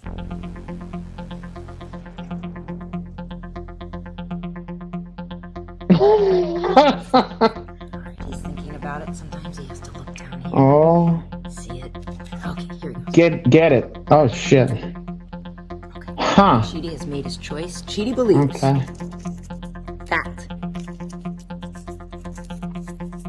Come on. Open. Marlon Chito Vera will get the win in San Antonio. We shall see. Interesting stuff. So, Cheeto is currently ranked number 3, and Corey is currently ranked number 5. They're both. It's gonna be very interesting. I think what's funny. What's funny is I think that Sandhagen thinks he have this in the bag. You think he's too confident? I don't. Not too confident, but you feel like he thinks he's got Cheeto figured out. I don't. This is my thought that I think he believes he's like a much more technical fighter, whatever. And I think that Cheeto is one of those guys where people think they see a lot of holes and a lot of beatability until they fight him, and then they happen to slip on a banana peel. They happen to get unlucky. Yeah, which is like it's a hell of a pattern that it's a lot of people getting unlucky. But I think Cheeto is one of those people where you can think like, nah, come on, I'm just sharper than this guy, whatever. Nah, and then boom,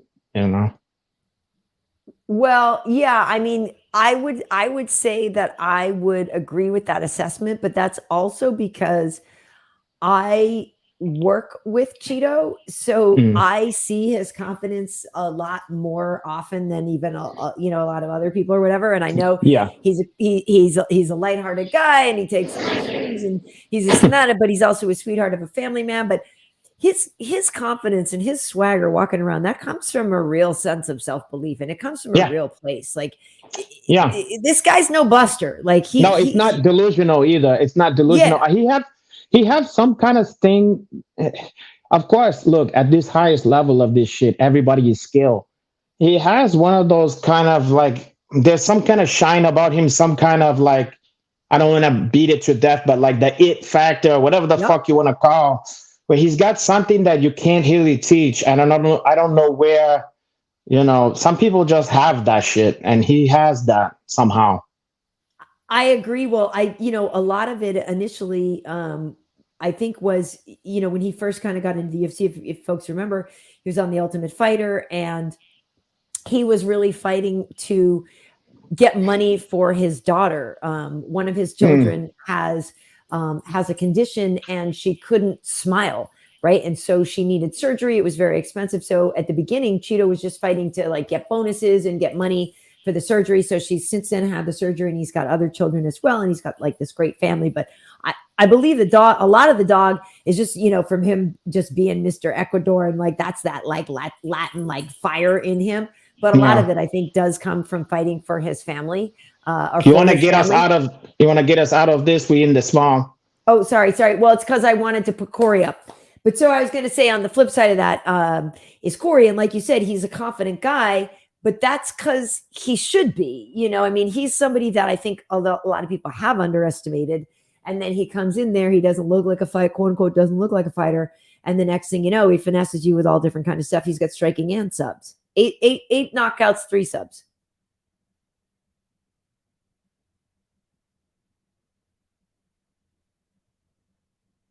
Yeah, no? What happened to you? Where'd you go?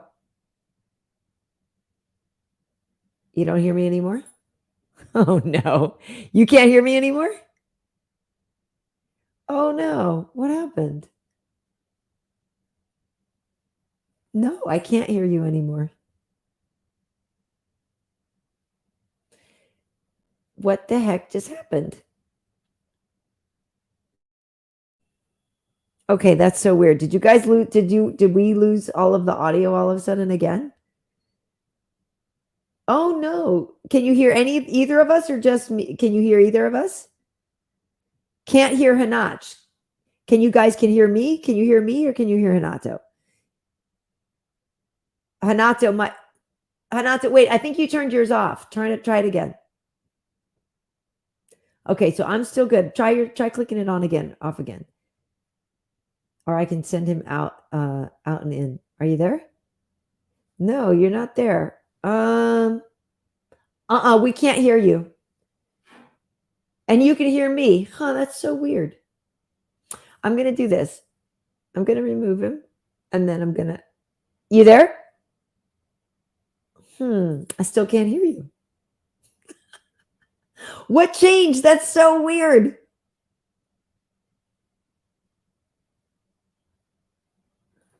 I don't. It says unmute mic. It says your mic isn't connected.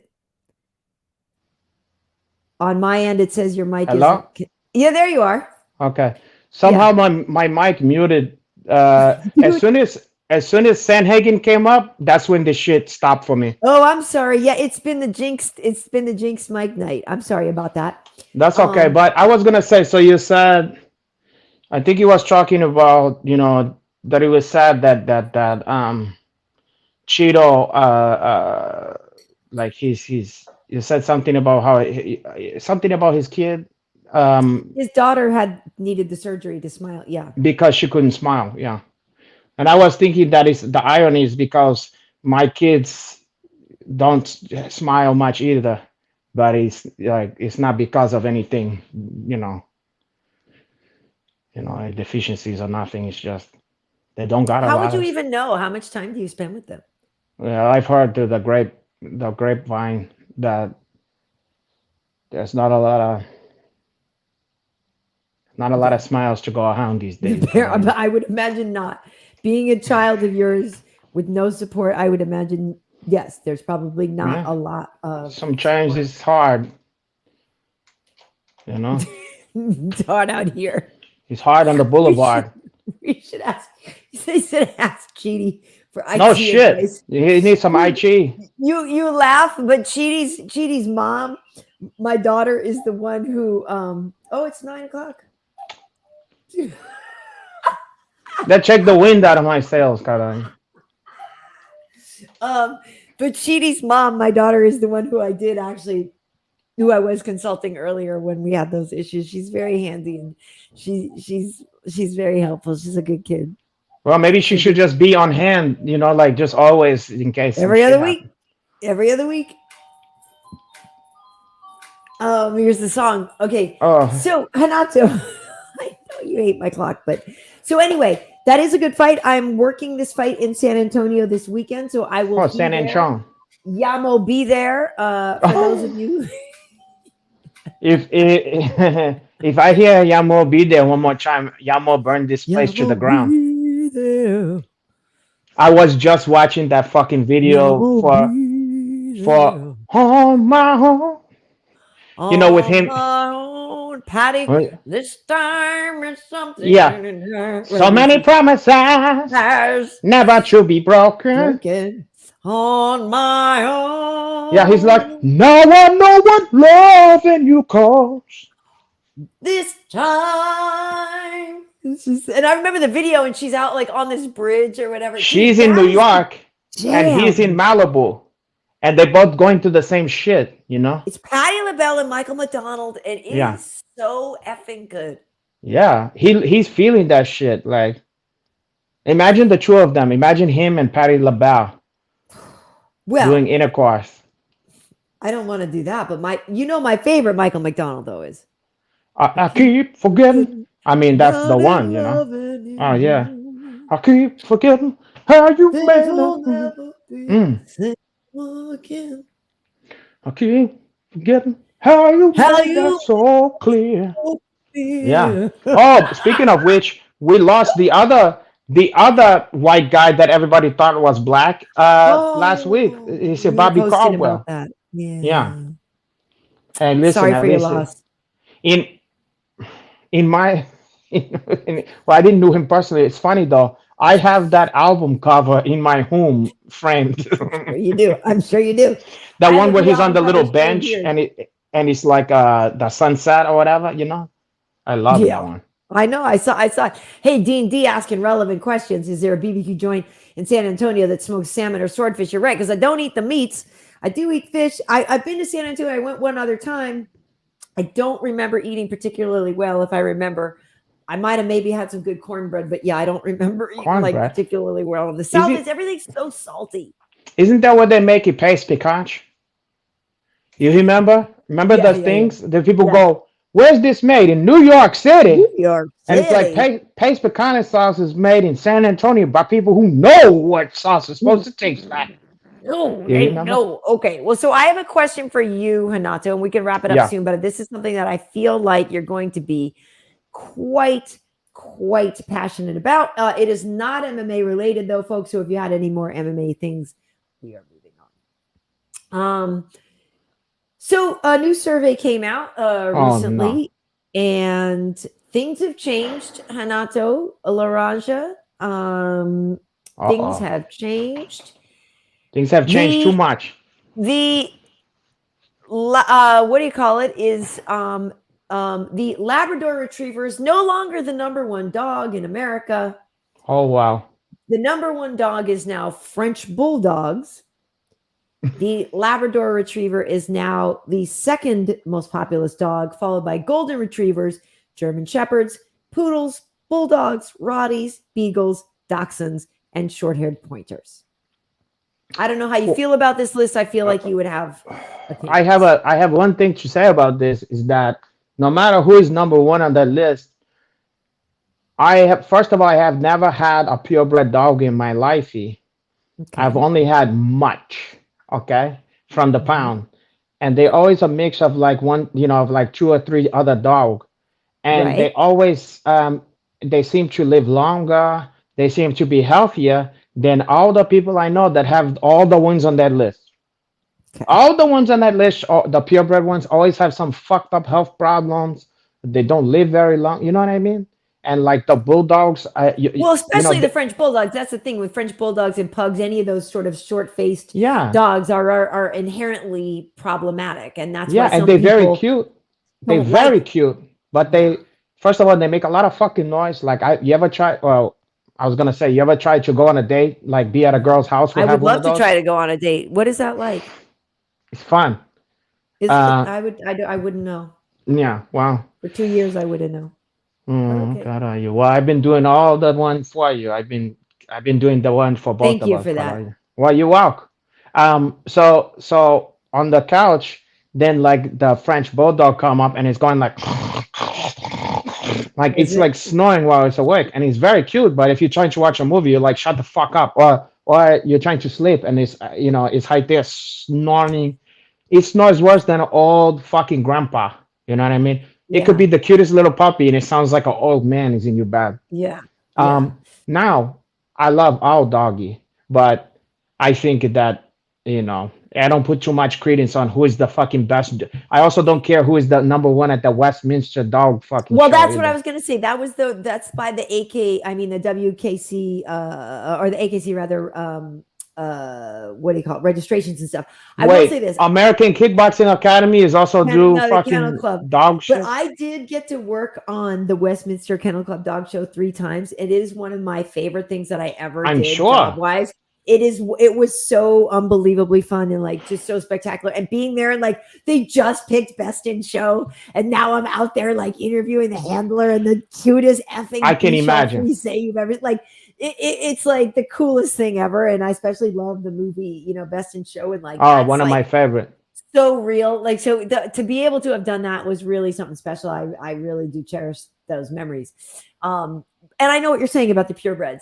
But it is just interesting because like Labradors have seemed like such the all-American dog, you know what I mean? And now the fact that it's Because they're so friendly. Yeah. Labrador is so friendly, you can introduce them with the kids and stuff like that, Right. And that's why then also, like the other ones with like German Shepherds and the other one was with the other retriever and stuff like that. Poodles, they're very smart. Dachshunds were number 9, pointers and stuff like that. But yeah, bulldogs, and Hey. Rotties, which I was surprised that Rotties were as popular as they are, because I know some people think they're too scary and big. You see a lot of them around. I can see love that. them. Yeah, I love them too. Listen, I'm one of these people. I love all doggy. I'm a dog fanatic. If I see dogs on the street, I have to stop and talk to them. If I happen to sit next to one on an airplane, that's the best. That's the best case scenario. Same. I love every fucking doggy. I'll tell you what. The other day I was like at a coffee place, and this fucking two women came, and they had a baby carriage, and I thought they was holding the baby next, like toward me, this carriage, and I was like, whatever, and then I saw that it was a fucking doggy in there, like a little fucking, I don't know, one of those, I don't know what it was, one of those cute little fucking, maybe it was a Yorkie, it was a Yorkie. And then all of a sudden I thought it was a baby, and then I was like, who gives a shit? I was just gonna ignore that one, and then I saw as a Yorkie. I was like, "Oh God!" And then I'm starting to like, "Please let me," and that's all I want to do. I get way more excited about a fucking to the point where if somebody got a doggy and a newborn baby, I won't even acknowledge that they have a baby. You know what I mean? I'm like, look at that doggy, and they're kind of looking like look at the pride and joy. I'm like, who cares about that one? I hear you on that. I will say too, I really do love dogs too. Can you hear me? Mm-hmm. Yeah. Okay. So I love dogs too. And so when there's a lot of dogs in my building, and I'm usually very cool, and I let them, I just let them smell my hand, and I don't just like jump right in to try to start to pet them. But by and large, they're all really cool. Well, somebody showed up the other day, somebody moved in recently, and they had these 2 bigger dogs, and I was like, oh, look at these great dogs. These 2 dogs never shut the F up the whole time in the elevator. And I was like, bruh, like they were so just barking at you. Yeah. And I was like, I'm really nice. Like dogs never have a problem with me. They always are cool with me. I was like, what's going on with your dog? It's the owner's fault. They didn't train the fucking dog, Yeah, because it was like, bro, it's like unholy children. And it was a big dog too, and I'm not scared and stuff, but like, especially when it's a bigger dog, it's uncouth. You gotta have you gotta know how to train the dog. It's never the dog fault; it's the fucking parents. Yeah. Just like with the fucked up kid, somebody didn't straighten that fucking kid out. Agreed. Someone didn't hit that kid onto the bread basket for her. Agreed. Well, is there anything you wanted to get to before we get out of here? Just that sometimes you have to stomp the guts out before they pay attention, height or whatever. You have to really hurt the. No, I'm kidding. Now the kid is okay. It's tough love, got on you. Hey, speaking of tough love and speaking of positivity, are you a Ted Lasso guy? Do you watch that show? I'm not a Ted Lasso guy. I just don't. Isn't he on that one that I don't have? Isn't he on Apple Plus? Yeah. Every fucking good show that everybody tell me about now is on that fucking thing. Well, I'm excited that it came back, but also I think tonight after this show, I'm going to watch Succession, which just came back. Also, I think now I do have the HBO, so I love Succession, and so I'm excited to see. I'm behind on Succession. I've done a couple seasons and I like it. I'm behind. It's so but good. I think the reason why I might fucking have to break down and get Apple finally is that I was listening to a podcast, and the writer, speaking of Bauschen, Dennis Lehane. Of course. He was talking about how Mystic River and so a lot of his books have become movie and TV show and stuff like that, but this is the first one where he's like directing, hiding, producing everything. He's doing everything himself, and it's a TV show, like a series, and he explained it. The one about the jail guys? I watched it. It was great. It's already out? I already told you about it. Yeah, it's called The Black Bird or whatever. Right? Yeah. I thought that it wasn't out yet. No, dude, I've already watched the whole thing. I was talking about it a couple weeks ago. It's fantastic. So I must, you know what? I bet you, okay, so my dumbass, I bet you the podcast I was listening to was probably an older episode and I didn't even realize it. Yeah, no, I've already watched it all. It's good. So you'll enjoy it. Okay, so the way he was describing it, I was like, just come over and sit on my couch and binge it one afternoon. But now you hear that? You hear that, people? Came over there. You would like that, wouldn't you? I would like some company. I'm not gonna lie. And you're gonna feed me alcohol while I watch that one. I didn't say anything about that. Yeah. You want another caipirinha? You want another? If you don't want to invest in Apple TV, you can come over and binge it all because it's only literally it's like 6 episodes or something like that. It's like I'm gonna binge when I get there. I'm gonna binge each. Now I got a question for you. Good. I enjoyed it very, very much. Do you have a cable or any kind of box in your bedroom? I got a box in my bedroom. So it's hooked up? Do you want to watch that one on your bedroom? It's my box. No, I think we might be talking about two different things. I have YouTube TV and I have like HBO and Apple and like Amazon Prime. And Netflix. But you don't have Brown Sugar channel or whatever? I don't have Brown Sugar. I don't have the But you have Black Box or whatever? Or what's that show called? Black Box. I don't have Jack in the Box. I don't What do you have though? You have some kind of box. I'm not Jack in the Box to juke the videos on. I used to have all that shit. Remember to get your video to play on the I remember I used to have the best box on the fucking planet Earth. When it would go fucked up, there was a back in New York, there was a head button in the back, and you'll get it just right. And you used to get all the pay-per-view everything. I know. For those who don't know, that thing was great to have that Playboy channel, everything. Yeah. But yeah, well, let's see if there's any questions here from the audience here before we get out of here.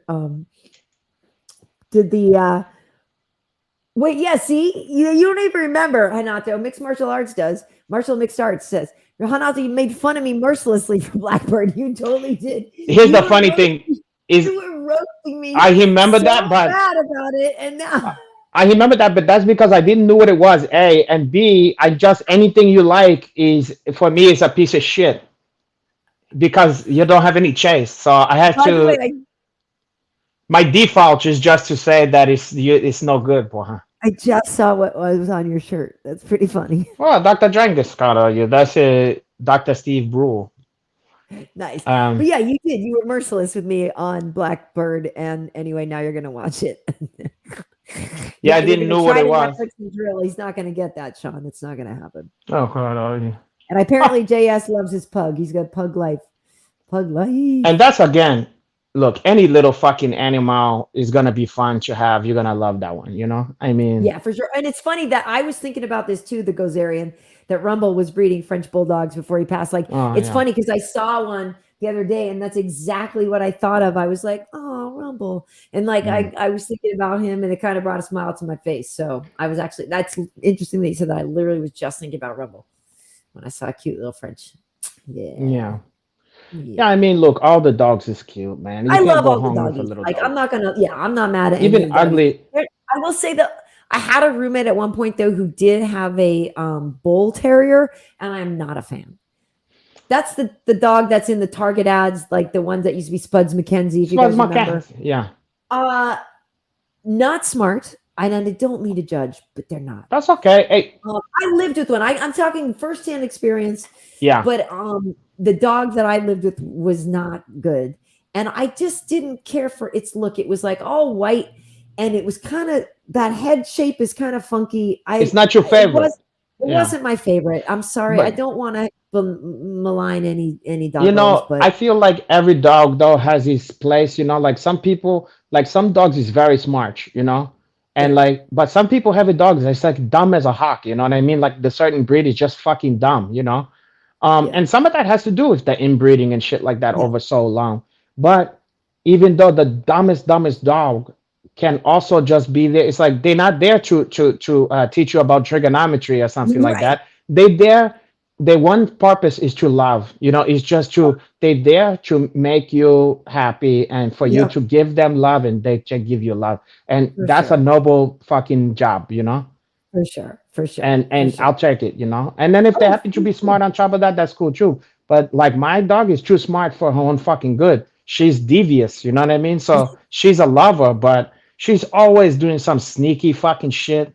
You know what I mean? Just like the women you like, probably. Well, they're always gonna do that, God was made that one. Like, men get revenge, like the daughters, you know what I mean? They get daughters, and then the daughters start like dating the way they dated, or they date a guy like them, and like the dads are all up in arms because like it's coming back to haunt them. Yeah, because women is a succubus. God made them from the short hips of the man to plague the man with too much flapping of the gums. And to waste resources. No, it seems like it's probably about time to wrap it up. Oh, that's fine with me, Kattar. Yeah, I'm going to, like I said, San Antonio. So I'm excited to get back in the saddle. Should be some great fights. That Chito Vera Sandhagen fight should be great. Hey, for those of you who don't know, this is episode 75. So we've done this for a minute now. 75, That's pretty good. That's a pretty good milestone. What anniversary is that? That's like the diamond, maybe? Right? Because 100's like a platinum jubilee, I think. Where's my diamonds, Kattar? You never gave me diamonds. You should give me diamond earrings so I can look like a 1999 Happer or whatever. I can go downtown to LA to get you some big ones, like some real big ones. Listen, from the guy down on. I'm not mad at that. You know, I used to have a nose hang years ago. You had one, or you wanted one? No, I had one. Where? The hole is there or somewhere. On the side? Now I don't even remember. It's still. It's still there. I can't even hit. Would it be? So if I had this one, I think it was this side here. Yeah, it's still there. Does one side mean one thing and the other means something else? Do you see that? Yeah. The hole never went away, Kattar. Yeah, I was like a Tupac Shakur. But I never put it in there anymore. I'm concerned with other hole. I grew up and got into other stuff. Hey, what are you doing? Speaking of animal. Okay. The devious. She always trying to get on the festivity. Hi, kitty. That's Olive. Hi, cutie. Sweet. Okay, Okay. so yeah, it's episode 75. These shows are available for audio downloads on Apple Podcasts, Spotify, Stitcher, and Amazon Music. And they are on Renato's Twitch. They are on my YouTube and my Twitter. If you're watching this on YouTube, please hit that subscribe button. We do this every Tuesday night. And as we said, we already know we got Billy Q coming on next week. So that's pretty great. That's gonna be a lot of fun. It's gonna be unbelievable, Kattar. Yeah, it is gonna be pretty great. So Renato, thank you so much for being here. And I again for the folks, apologies. Audio issues, funky. And I know this sounds totally lame, but it's raining in LA, and I swear to God, I feel like wonky things happen with the internet here when we have actual weather, because we're just not set up for it. Well, how come mine is perfect, but whatever? Is it? I mean, mine seems to be. I guess the hand doesn't. I guess. Can't stand the rain. I outside my I think when you have your Boost mobile or whatever, I guess the hands can't. Mobile, the bougie mobile.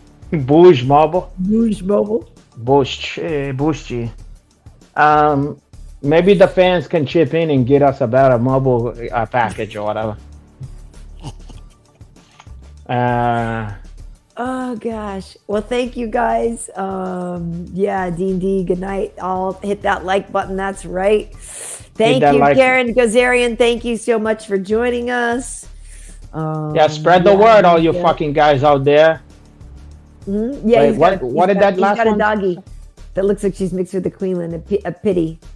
I love that's one dog I love that I never had, but I always get along with Pitbull. I love the ones. Yeah. The big ones or the little ones. You know what is hard to resist? I forget what they call them, but the ones that look almost like they're miniature. I guess they're Staffies or whatever. They like a little. Oh, the Staffordshire Terrier, but they kind of they don't get very big, and they kind of look like they have that. They have a vibe like Scrappy Doo. They look buff and chuff, but they little. At the same time, they're still little. Yeah. Oh, every time I see them, when I go like this, you get the fuck over here, you. Yeah, I'm a sucker for the. Those ones is unbeatable. Those little. Is that what people gonna know? I think that I get it confused. There's Staffies and there's this and there's that. Right. Yeah. Which is that one? People who know this subject. There's what is the American one that Staffordshire Terrier? They look little and buff and the best. But it's not just the Jack Russell that you're thinking about, because they're thicker. No. I know the difference between a fucking Jack Russell and a Pitbull. Well, we're gonna have to think about that, Renato. We gotta get out. Okay, fine, fair enough. But thank you everybody for joining us, and we really appreciate your support, and Renato puts out a lot of funny clips over on his IG. So if you aren't following him over there, you're really missing out. You need to be over there following. Yeah, Renato _Laranja for if you're born under a hawk. Okay. That's right. For you have. And for me, it's Dr. Karyn Bryant on YouTube. Karyn, Karyn. Bryant as in Kobe, no relation, but may he rest in peace. KB Heat over on Instagram, and we'll be back next Tuesday, 10 Eastern, 7 Pacific with Billy Q. So thanks for joining us. Don't check any wood and nickel. Okay. We see you till next time. Oh, okay.